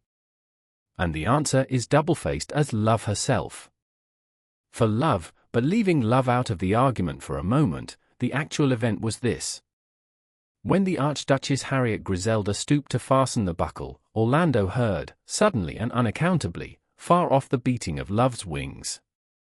The distant stir of that soft plumage roused in him 1,000 memories of rushing waters, of loveliness in the snow and faithlessness in the flood, and the sound came nearer, and he blushed and trembled, and he was moved as he had thought never to be moved again, and he was ready to raise his hands and let the bird of beauty alight upon his shoulders, when, horror, a creaking sound like that the crows make tumbling over the trees began to reverberate. The air seemed dark with coarse black wings. Voices croaked, bits of straw, twigs, and feathers dropped, and there pitched down upon his shoulders the heaviest and foulest of the birds, which is the vulture. Thus he rushed from the room and sent the footman to see the Archduchess Harriet to her carriage. For love, to which we may now return, has two faces, one white, the other black, two bodies, one smooth, the other hairy. It has 2 hands, 2 feet, 2 tails, 2, indeed, of every member, and each one is the exact opposite of the other. Yet, so strictly are they joined together that you cannot separate them. In this case, Orlando's love began her flight towards him with her white face turned, and her smooth and lovely body outwards. Nearer and nearer she came wafting before her airs of pure delight. All of a sudden, at the sight of the Archduchess presumably, she wheeled about, turned the other way round, showed herself black, hairy, brutish, and it was Lust the vulture, not Love, the bird of paradise, that flopped foully and disgustingly upon his shoulders. Hence he ran, hence he fetched the footman. But the harpy is not so easily banished as all that. Not only did the Archduchess continue to lodge at the baker's, but Orlando was haunted every day and night by phantoms of the foulest kind. Vainly, it seemed, had he furnished his house with silver and hung the walls with arras, when at any moment a dung-bedraggled fowl could settle upon his writing table. There she was, flopping about among the chairs, he saw her waddling ungracefully across the galleries. Now, she perched, top-heavy upon a fire-screen. When he chased her out, back she came and pecked at the glass till she broke it. Thus realizing that his home was uninhabitable, and that steps must be taken to end the matter instantly, he did what any other young man would have done in his place, and asked King Charles to send him as ambassador extraordinary to Constantinople. The king was walking in Whitehall. Nell Gwynn was on his arm. She was pelting him with hazel nuts. 'Twas 1,000 pities, that amorous lady sighed, that such a pair of legs should leave the country. Howbeit, the fates were hard, she could do no more than toss one kiss over her shoulder before Orlando sailed. 3. It is, indeed, highly unfortunate, and much to be regretted that at this stage of Orlando's career, when he played a most important part in the public life of his country, we have least information to go upon.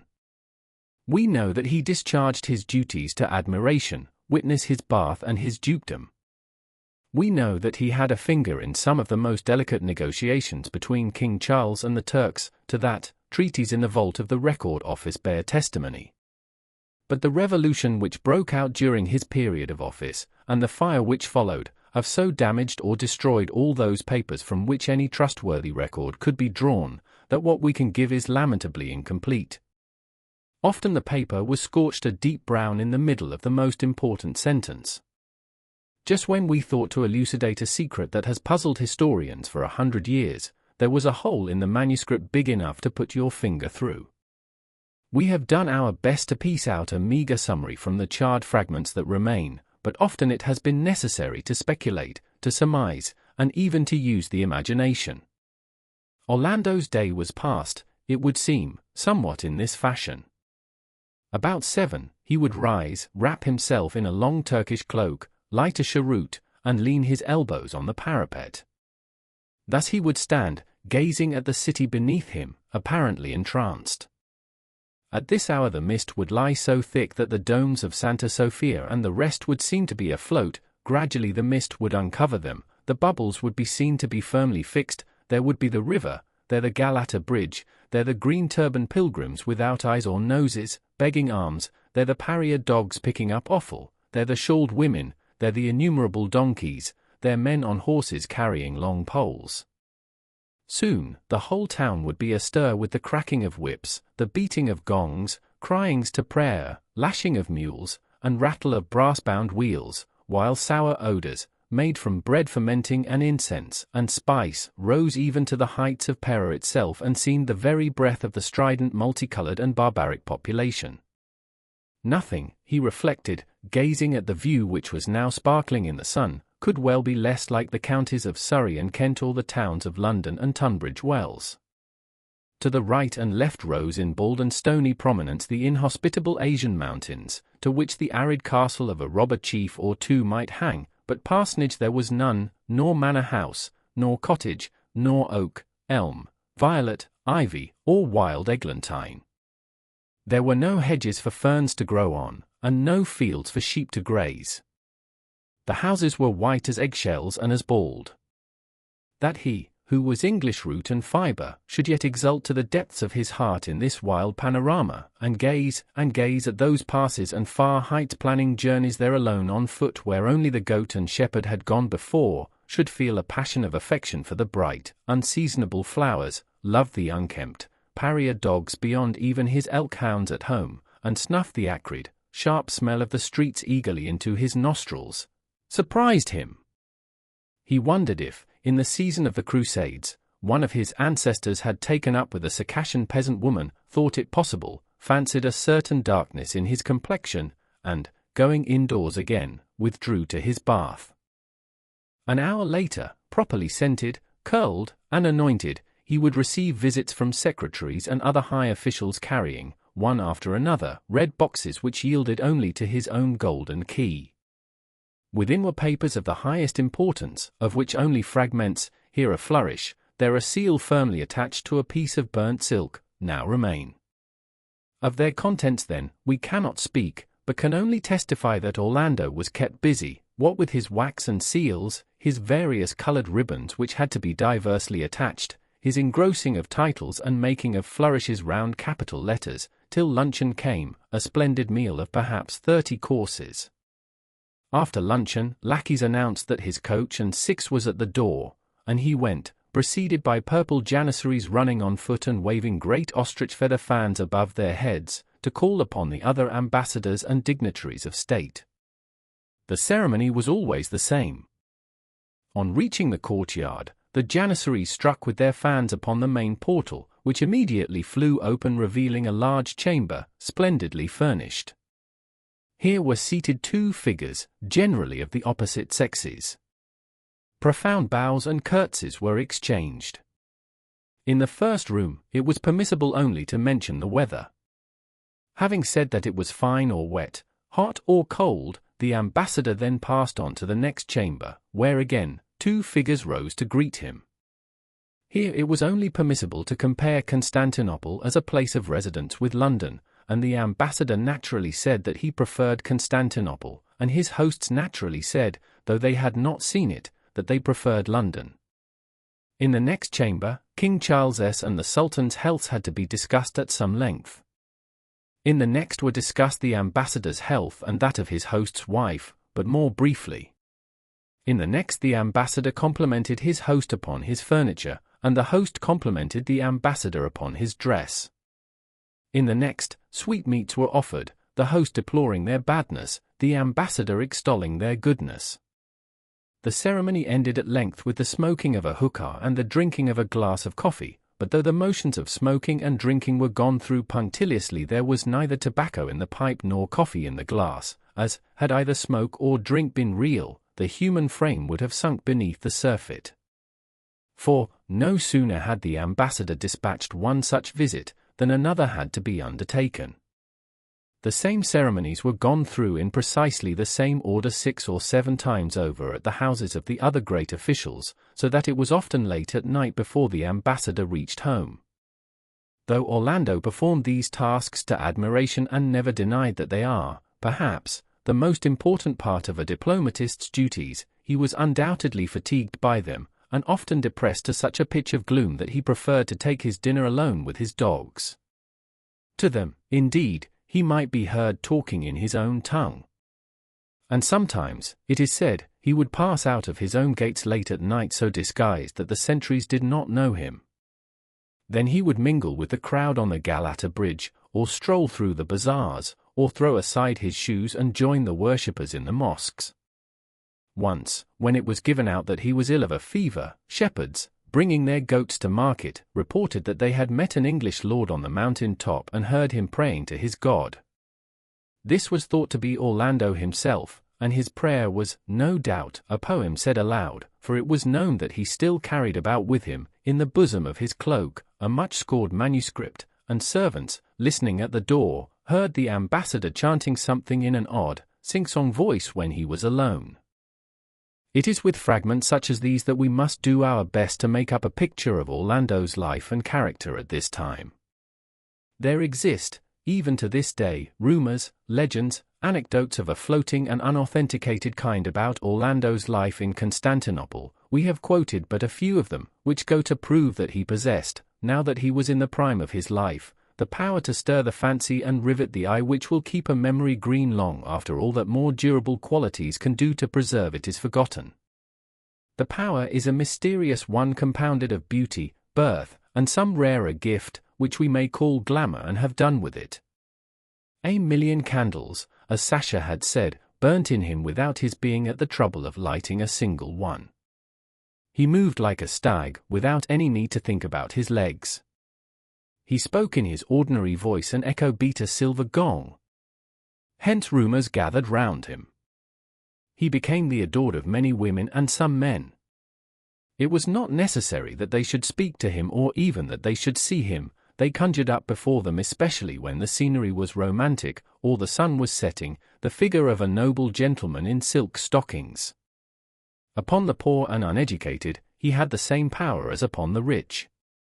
Shepherds, gypsies, donkey drivers, still sing songs about the English lord who dropped his emeralds in the well, which undoubtedly refer to Orlando, who once, it seems, tore his jewels from him in a moment of rage or intoxication and flung them in a fountain, whence they were fished by a page boy.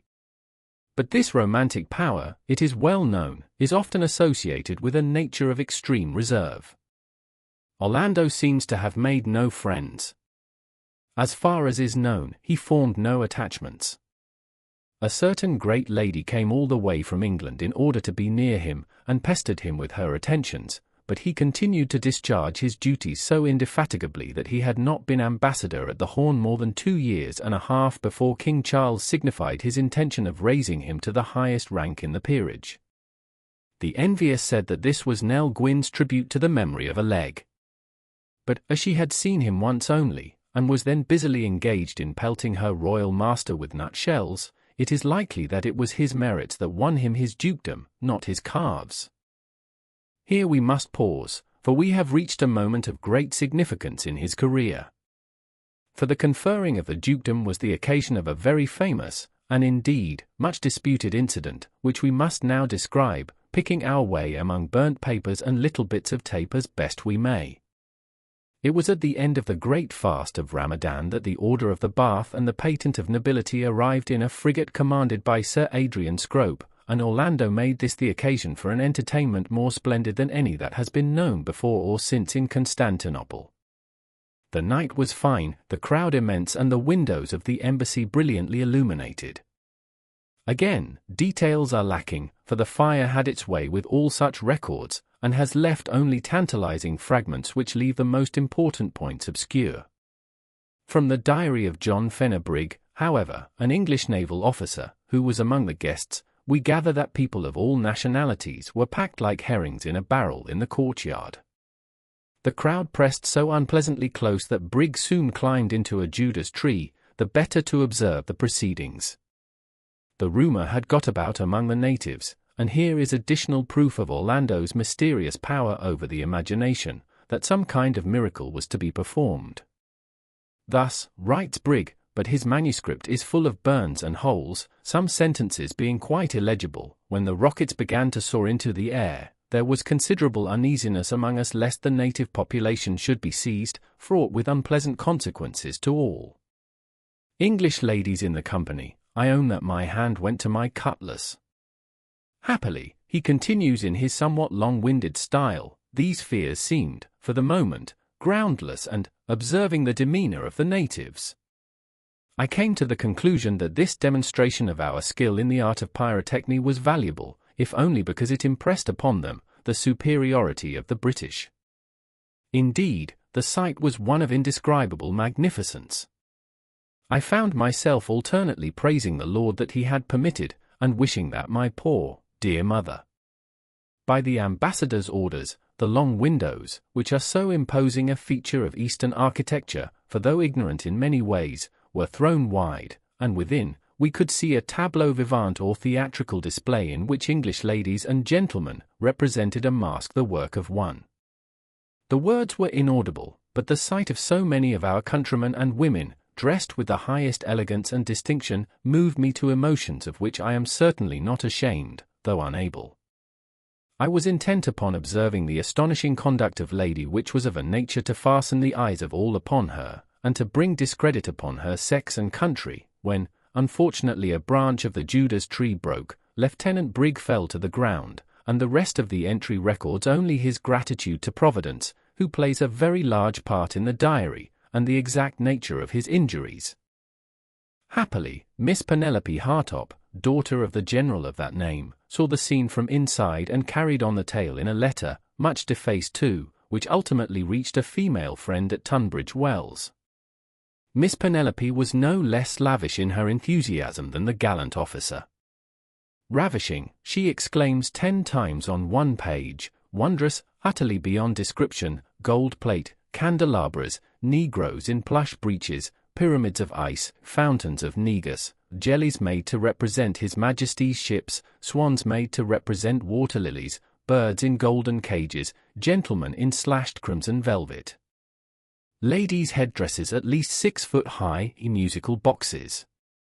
Mr. Peregrine said I looked quite lovely, which I only repeat to you, my dearest, because I know. Oh, how I longed for you all, surpassing anything we have seen at the Pantiles, oceans to drink, some gentlemen overcome. Lady Betty ravishing. Poor Lady Bonham made the unfortunate mistake of sitting down without a chair beneath her. Gentlemen all very gallant, wished 1,000 times for you and dearest Betsy. But the sight of all others, the cynosure of all eyes, as all admitted, for none could be so vile as to deny it, was the ambassador himself. Such a leg! Such a countenance! Such princely manners! To see him come into the room! To see him go out again! And something interesting in the expression, which makes one feel, one scarcely knows why, that he has suffered. They say a lady was the cause of it. The heartless monster! How can one of our reputed tender sex have had the effrontery? He is unmarried, and half the ladies in the place are wild for love of him. 1,000 kisses to Tom, Jerry, Peter, and dearest Mew, presumably her cat. From the Gazette of the time, we gather that as the clock struck 12, the ambassador appeared on the centre balcony, which was hung with priceless rugs. 6 Turks of the imperial bodyguard, each over 6 feet in height, held torches to his right and left.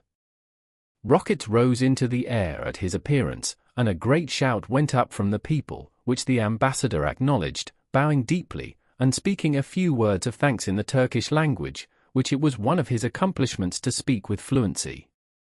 Next, Sir Adrian Scrope, in the full dress of a British admiral, advanced. The ambassador knelt on one knee, the admiral placed the collar of the most noble order of the Bath round his neck, then pinned the star to his breast, after which another gentleman of the diplomatic corps advancing in a stately manner placed on his shoulders the ducal robes, and handed him on a crimson cushion the ducal coronet. At length, with a gesture of extraordinary majesty and grace, first bowing profoundly, then raising himself proudly erect, Orlando took the golden circlet of strawberry leaves and placed it, with a gesture which none that saw it ever forgot, upon his brows. It was at this point that the first disturbance began. Either the people had expected a miracle, some say a shower of gold was prophesied to fall from the skies, which did not happen, or this was the signal chosen for the attack to begin, nobody seems to know, but as the coronet settled on Orlando's brows a great uproar rose. Bells began ringing, the harsh cries of the prophets were heard above the shouts of the people, many Turks fell flat to the ground and touched the earth with their foreheads. A door burst open. The natives pressed into the banqueting rooms. Women shrieked. A certain lady, who was said to be dying for love of Orlando, seized a candelabra and dashed it to the ground. What might not have happened, had it not been for the presence of Sir Adrian Scrope and a squad of British bluejackets, nobody can say. But the Admiral ordered the bugles to be sounded, 100 bluejackets stood instantly at attention, the disorder was quelled, and quiet, at least for the time being, fell upon the scene. So far, we are on the firm, if rather narrow, ground of ascertained truth. But nobody has ever known exactly what took place later that night. The testimony of the sentries and others seems, however, to prove that the embassy was empty of company, and shut up for the night in the usual way by 2 a.m. The ambassador was seen to go to his room, still wearing the insignia of his rank, and shut the door. Some say he locked it, which was against his custom. Others maintain that they heard music of a rustic kind, such as shepherd's play, later that night in the courtyard under the ambassador's window. A washerwoman, who was kept awake by a toothache, said that she saw a man's figure, wrapped in a cloak or dressing gown, come out upon the balcony. Then, she said a woman, much muffled, but apparently of the peasant class, was drawn up by means of a rope which the man let down to her onto the balcony. There, the washerwoman said, they embraced passionately like lovers, and went into the room together, drawing the curtain so that no more could be seen. Next morning, the Duke, as we must now call him, was found by his secretary sunk in profound slumber amid bedclothes that were much tumbled. The room was in some disorder, his coronet having rolled on the floor, and his cloak and garter being flung all of a heap on a chair. The table was littered with papers. No suspicion was felt at first, as the fatigues of the night had been great. But when afternoon came and he still slept, a doctor was summoned. He applied remedies which had been used on the previous occasion, plasters, nettles, emetics, etc., but without success. Orlando slept on. His secretaries then thought it their duty to examine the papers on the table. Many were scribbled over with poetry, in which frequent mention was made of an oak tree. There were also various state papers and others of a private nature concerning the management of his estates in England. But at length they came upon a document of far greater significance. It was nothing less, indeed, than a deed of marriage, drawn up, signed, and witnessed between his lordship, Orlando, Knight of the Garter, etc., etc., etc., and Rosina Pepita, a dancer, father unknown, but reputed a gypsy, mother also unknown but reputed a seller of old iron in the marketplace over against the Galata Bridge. The secretaries looked at each other in dismay. And still Orlando slept. Morning and evening they watched him, but, save that his breathing was regular and his cheeks still flushed their habitual deep rose, he gave no sign of life. Whatever science and ingenuity could do to waken him they did. But still he slept. On the 7th day of his trance, Thursday, May the 10th, the first shot was fired of that terrible and bloody insurrection of which Lieutenant Brigg had detected the first symptoms. The Turks rose against the Sultan, set fire to the town, and put every foreigner they could find either to the sword or to the bastinado. A few English managed to escape, but as might have been expected, the gentlemen of the British Embassy preferred to die in defence of their red boxes, or, in extreme cases, to swallow bunches of keys rather than let them fall into the hands of the infidel. The rioters broke into Orlando's room, but seeing him stretched to all appearance dead, they left him untouched, and only robbed him of his coronet and the robes of the garter. And now again obscurity descends, and would indeed that it were deeper. Would we almost have it in our hearts to exclaim, that it were so deep that we could see nothing whatever, through its opacity. Would that we might here take the pen and write finest to our work. Would that we might spare the reader what is to come and say to him in so many words, Orlando died and was buried. But here, alas, truth, candour, and honesty, the austere gods who keep watch and ward by the inkpot of the biographer, cry no. Putting their silver trumpets to their lips they demand in one blast, truth. And again they cried truth. And sounding yet a third time in concert they peal forth, the truth and nothing but the truth. At which, heaven be praised! For it affords us a breathing space, the doors gently open, as if a breath of the gentlest and holiest zephyr had wafted them apart, and three figures enter.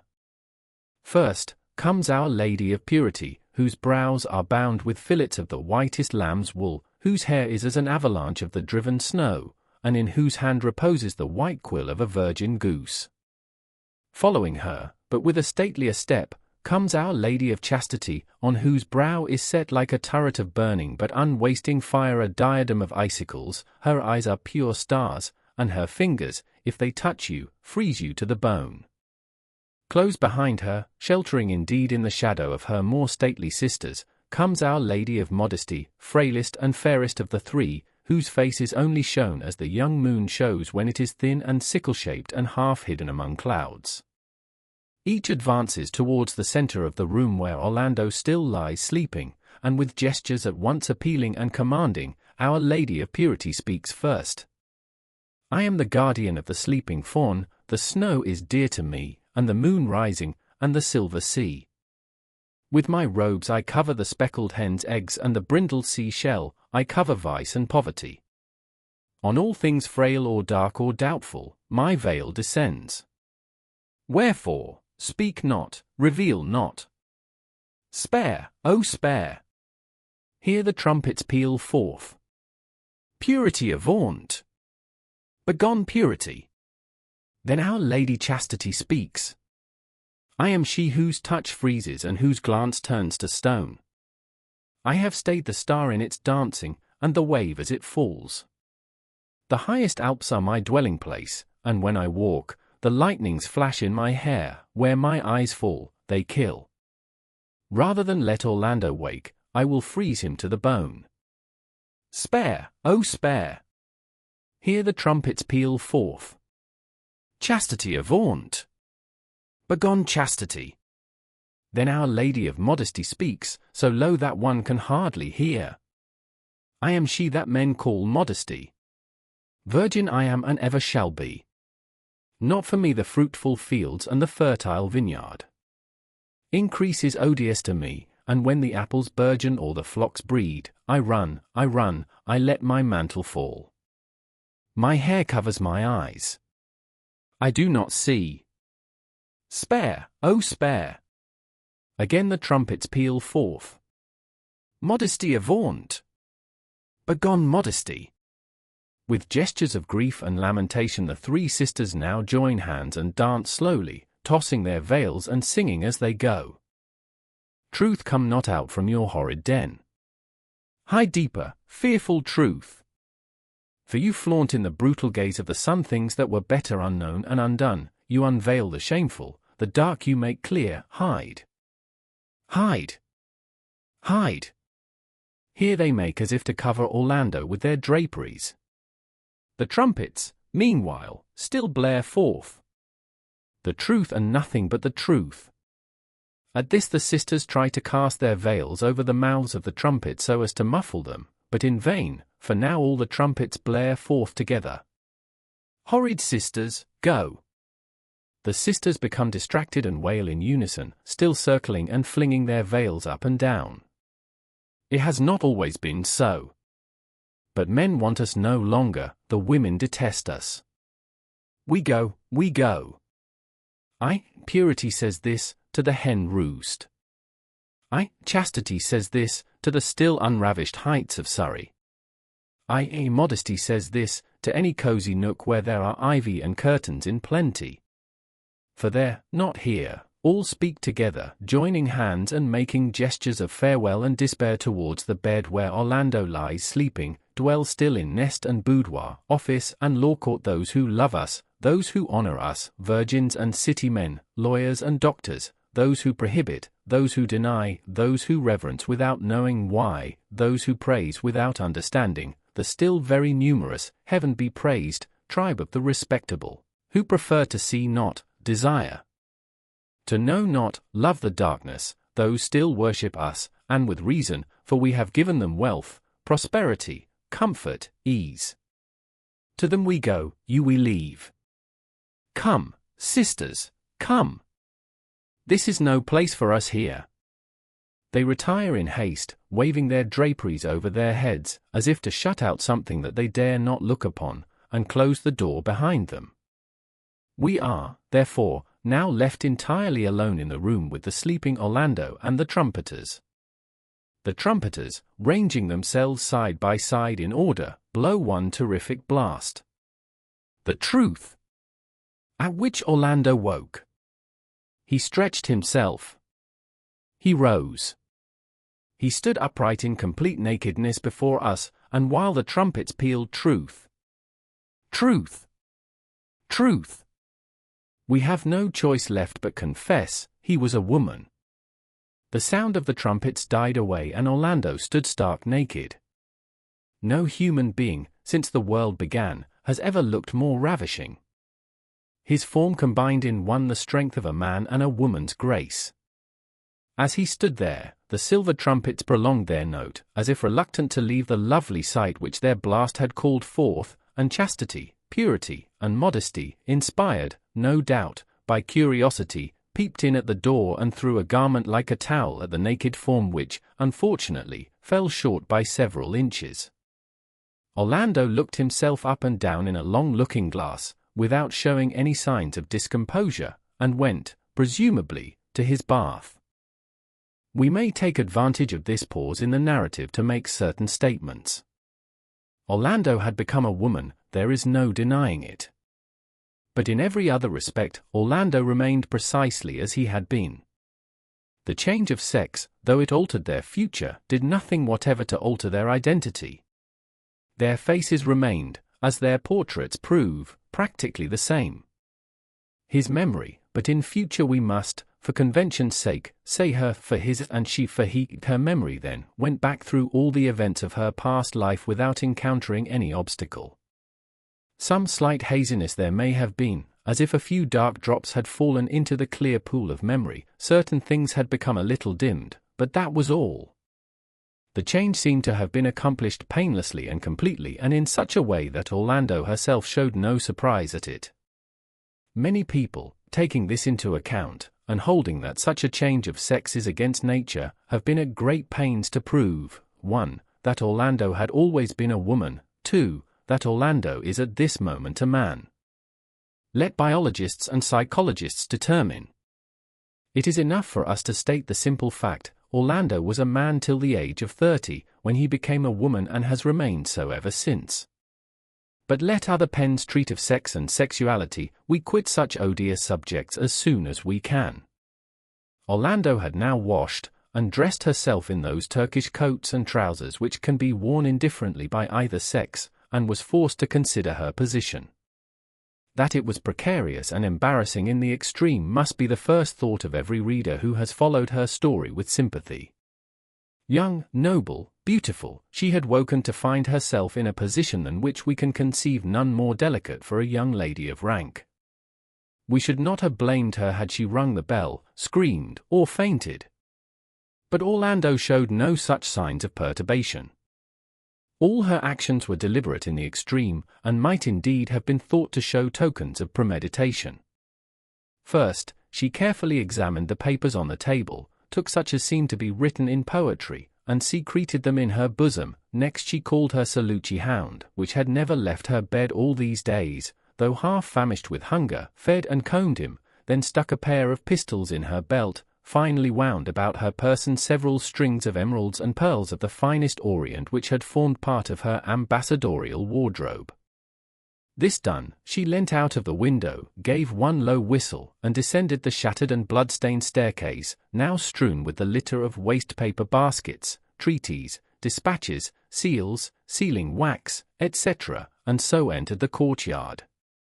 There, in the shadow of a giant fig tree, waited an old gypsy on a donkey. He led another by the bridle. Orlando swung her leg over it, and thus, attended by a lean dog, riding a donkey, in company of a gypsy, the ambassador of Great Britain at the court of the Sultan left Constantinople. They rode for several days and nights and met with a variety of adventures, some at the hands of men, some at the hands of nature, in all of which Orlando acquitted herself with courage. Within a week they reached the high ground outside Brusa, which was then the chief camping ground of the gypsy tribe to which Orlando had allied herself. Often she had looked at those mountains from her balcony at the embassy, often had longed to be there, and to find oneself where one has longed to be always, to a reflective mind, gives food for thought. For some time, however, she was too well pleased with the change to spoil it by thinking. The pleasure of having no documents to seal or sign, no flourishes to make, no calls to pay, was enough. The gypsies followed the grass; when it was grazed down, on they moved again. She washed in streams if she washed at all, no boxes, red, blue, or green, were presented to her, there was not a key, let alone a golden key, in the whole camp. As for visiting, the word was unknown. She milked the goats, she collected brushwood, she stole a hen's egg now and then, but always put a coin or a pearl in place of it. She herded cattle, she stripped vines, she trod the grape, she filled the goatskin and drank from it, and when she remembered how, at about this time of day, she should have been making the motions of drinking and smoking over an empty coffee cup and a pipe which lacked tobacco, she laughed aloud, cut herself another hunch of bread, and begged for a puff from old Rustum's pipe, filled though it was with cow dung.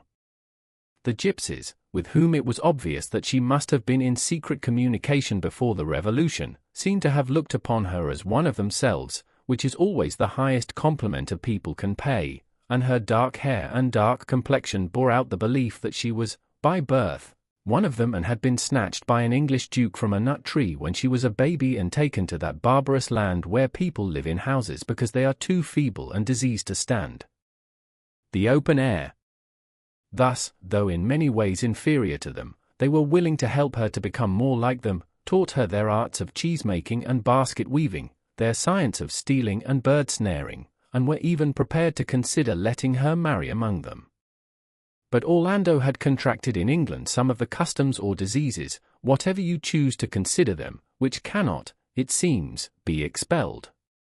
One evening, when they were all sitting round the campfire and the sunset was blazing over the Thessalian hills, Orlando exclaimed, "How good to eat!" The gypsies have no word for beautiful. This is the nearest. All the young men and women burst out laughing uproariously. The sky good to eat, indeed! The elders, however, who had seen more of foreigners than they had, became suspicious. They noticed that Orlando often sat for whole hours doing nothing whatever, except look here and then there. They would come upon her on some hilltop staring straight in front of her, no matter whether the goats were grazing or straying.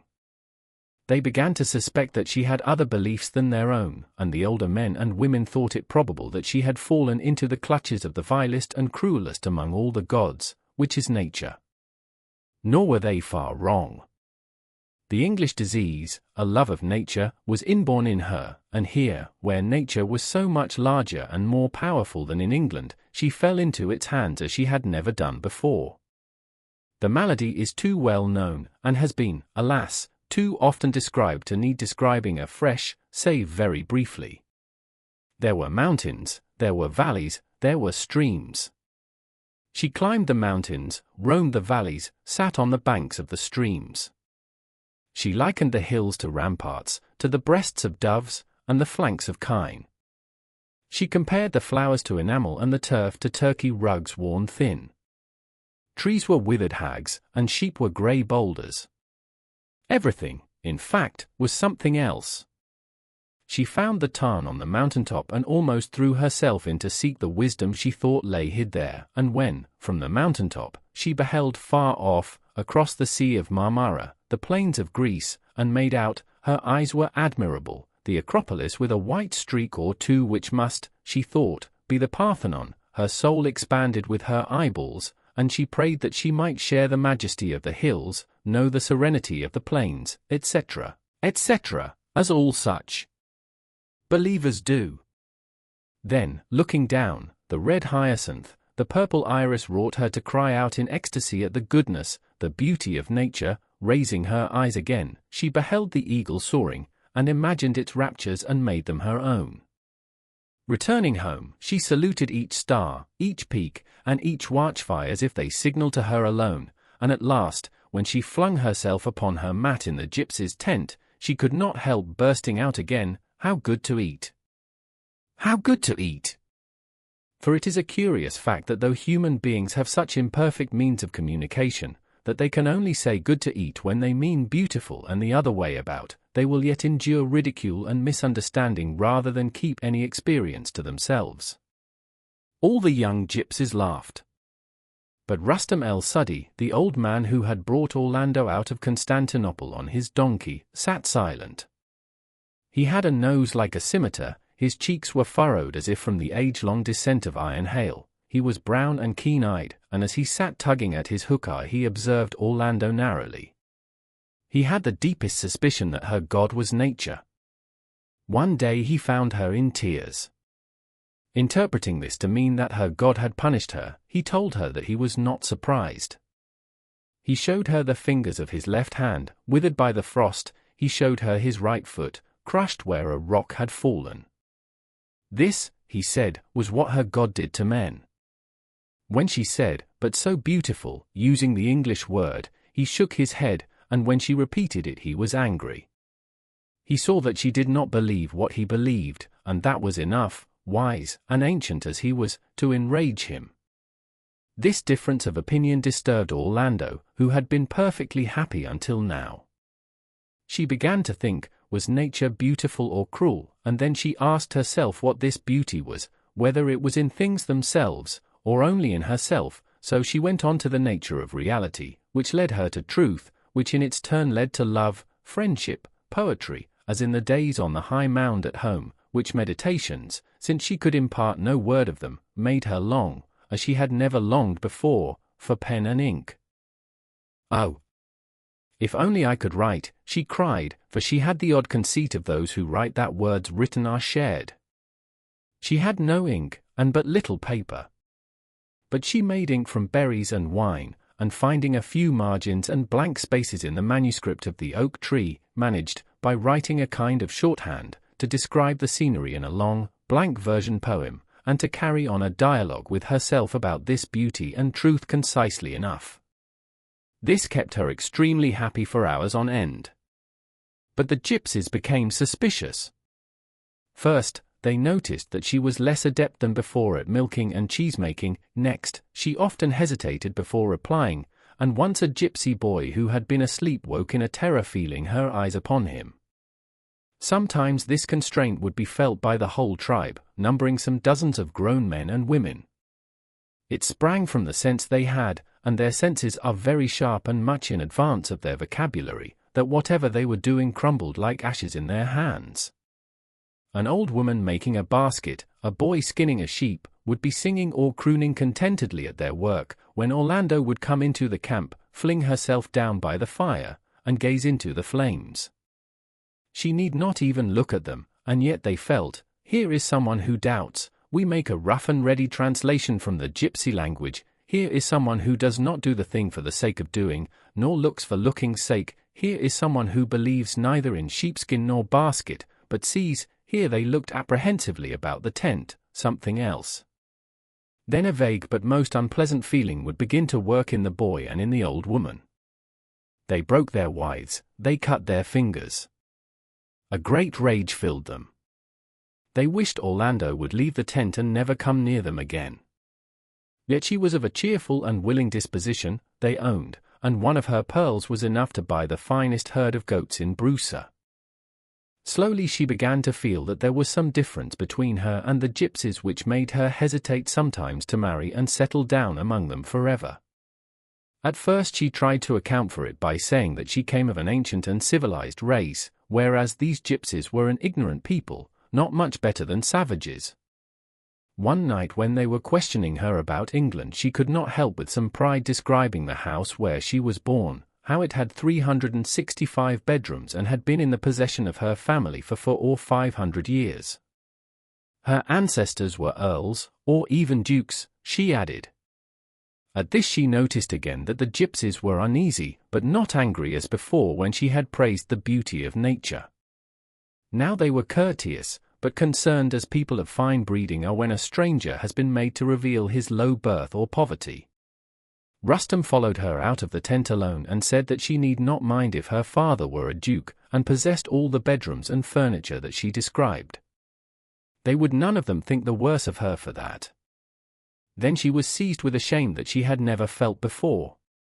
It was clear that Rustum and the other gypsies thought a descent of 400 or 500 years only the meanest possible. Their own families went back at least 2,000 or 3,000 years. To the gypsy whose ancestors had built the pyramids centuries before Christ was born, the genealogy of Howards and Plantagenets was no better and no worse than that of the Smiths and the Joneses, both were negligible. Moreover, where the shepherd boy had a lineage of such antiquity, there was nothing specially memorable or desirable in ancient birth, vagabonds and beggars all shared it. And then, though he was too courteous to speak openly, it was clear that the gypsy thought that there was no more vulgar ambition than to possess bedrooms by the hundred. They were on top of a hill as they spoke, it was night, the mountains rose around them, when the whole earth is ours. Looked at from the gypsy point of view, a duke, Orlando understood, was nothing but a profiteer or robber who snatched land and money from people who rated these things of little worth, and could think of nothing better to do than to build 365 bedrooms when one was enough, and none was even better than one. She could not deny that her ancestors had accumulated field after field, house after house, honor after honor, yet had none of them been saints or heroes, or great benefactors of the human race. Nor could she counter the argument. Rustum was too much of a gentleman to press it, but she understood that any man who did now what her ancestors had done 300 or 400 years ago would be denounced, and by her own family most loudly, for a vulgar upstart, an adventurer, a nouveau riche. She sought to answer such arguments by the familiar if oblique method of finding the gypsy life itself rude and barbarous, and so, in a short time, much bad blood was bred between them. Indeed, such differences of opinion are enough to cause bloodshed and revolution.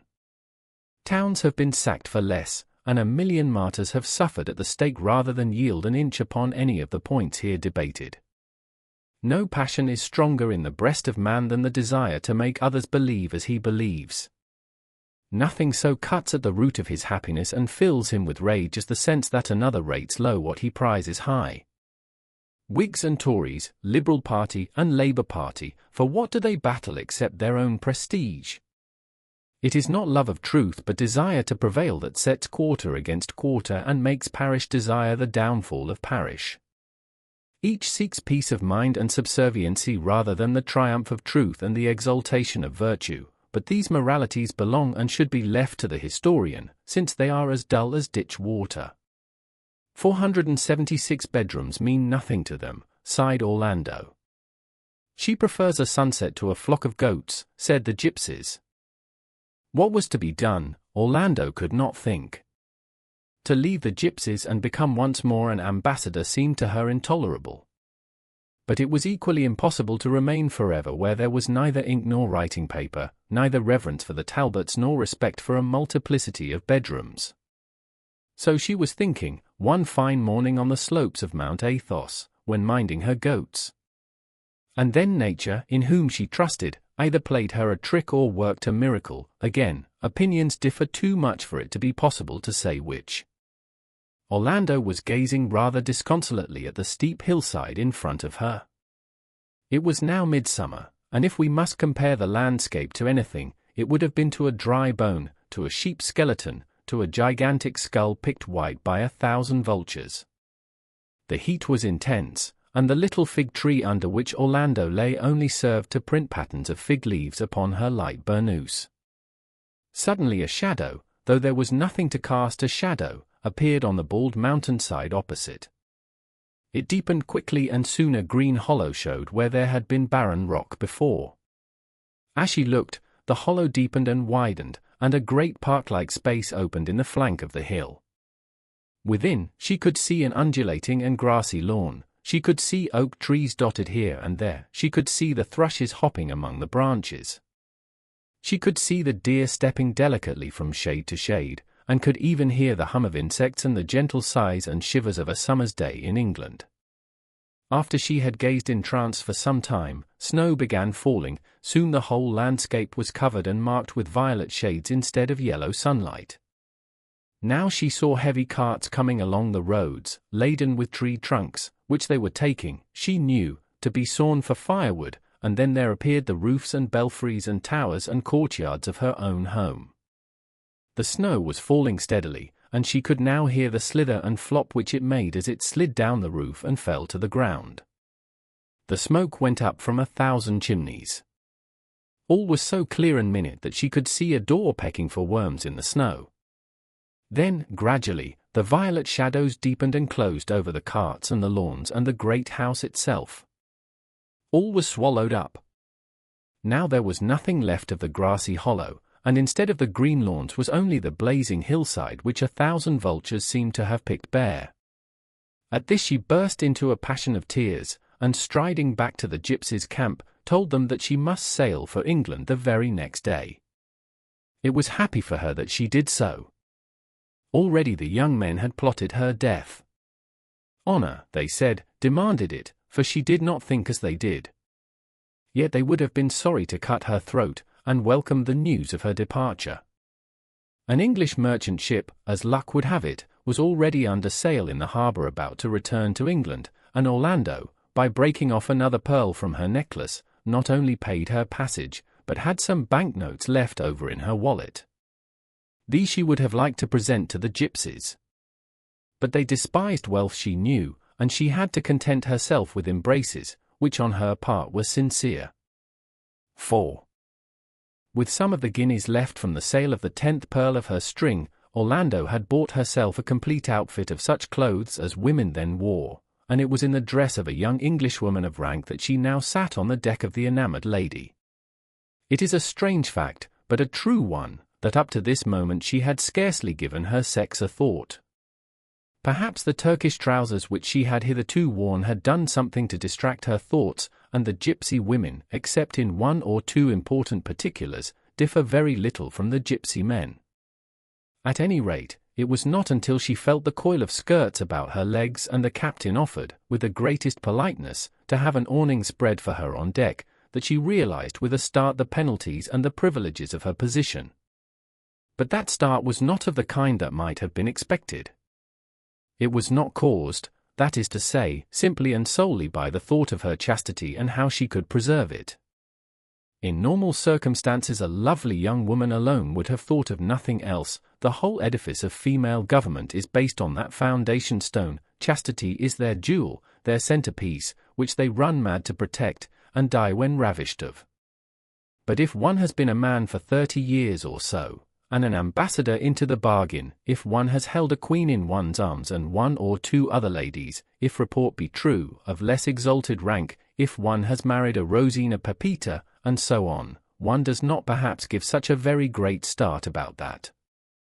Orlando's start was of a very complicated kind, and not to be summed up in a trice. Nobody, indeed, ever accused her of being one of those quick wits who run to the end of things in a minute. It took her the entire length of the voyage to moralize out the meaning of her start, and so, at her own pace, we will follow her. Lord, she thought, when she had recovered from her start, stretching herself out at length under her awning, this is a pleasant, lazy way of life, to be sure. But, she thought, giving her legs a kick, these skirts are plaguy things to have about one's heels. Yet the stuff, flowered paduaso, is the loveliest in the world. Never have I seen my own skin," here she laid her hand on her knee, "look to such advantage as now. Could I, however, leap overboard and swim in clothes like these? No. Therefore, I should have to trust to the protection of a blue jacket. Do I object to that? Now do I," as she wondered, here encountering the first knot in the smooth skein of her argument. Dinner came before she had untied it, and then it was the captain himself, Captain Nicholas Benedict Bartolus, a sea captain of distinguished aspect, who did it for her as he helped her to a slice of corned beef. "A little of the fat," he asked. "Let me cut you just the tiniest little slice the size of your fingernail." At those words a delicious tremor ran through her frame.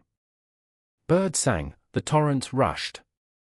It recalled the feeling of indescribable pleasure with which she had first seen Sasha, hundreds of years ago. Then she had pursued, now she fled. Which is the greater ecstasy? The man's or the woman's? And are they not perhaps the same? No, she thought, this is the most delicious, thanking the captain but refusing, to refuse, and see him frown. Well, she would, if he wished it, have the very thinnest, smallest sliver in the world. This was the most delicious of all, to yield and see him smile. For nothing, she thought, regaining her couch on deck, and continuing the argument, is more heavenly than to resist and to yield and to resist. Surely it throws the spirit into such a rapture as nothing else can.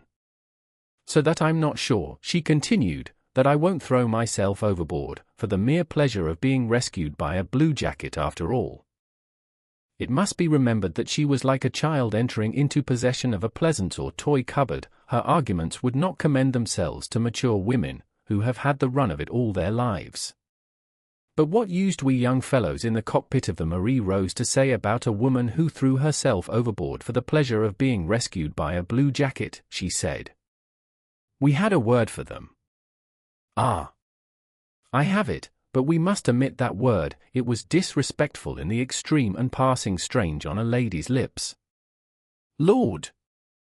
Lord, she cried again at the conclusion of her thoughts, must I then begin to respect the opinion of the other sex, however monstrous I think it?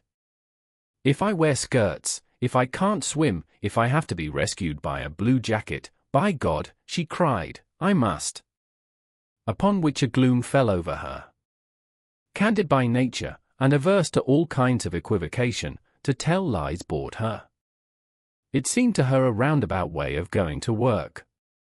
Yet, she reflected, the flowered paduaso, the pleasure of being rescued by a blue jacket, if these were only to be obtained by roundabout ways, roundabout one must go, she supposed. She remembered how, as a young man, she had insisted that women must be obedient, chaste, scented, and exquisitely apparelled.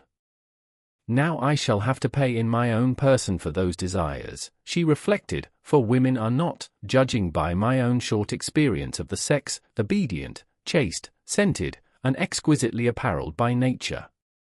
They can only attain these graces, without which they may enjoy none of the delights of life, by the most tedious discipline.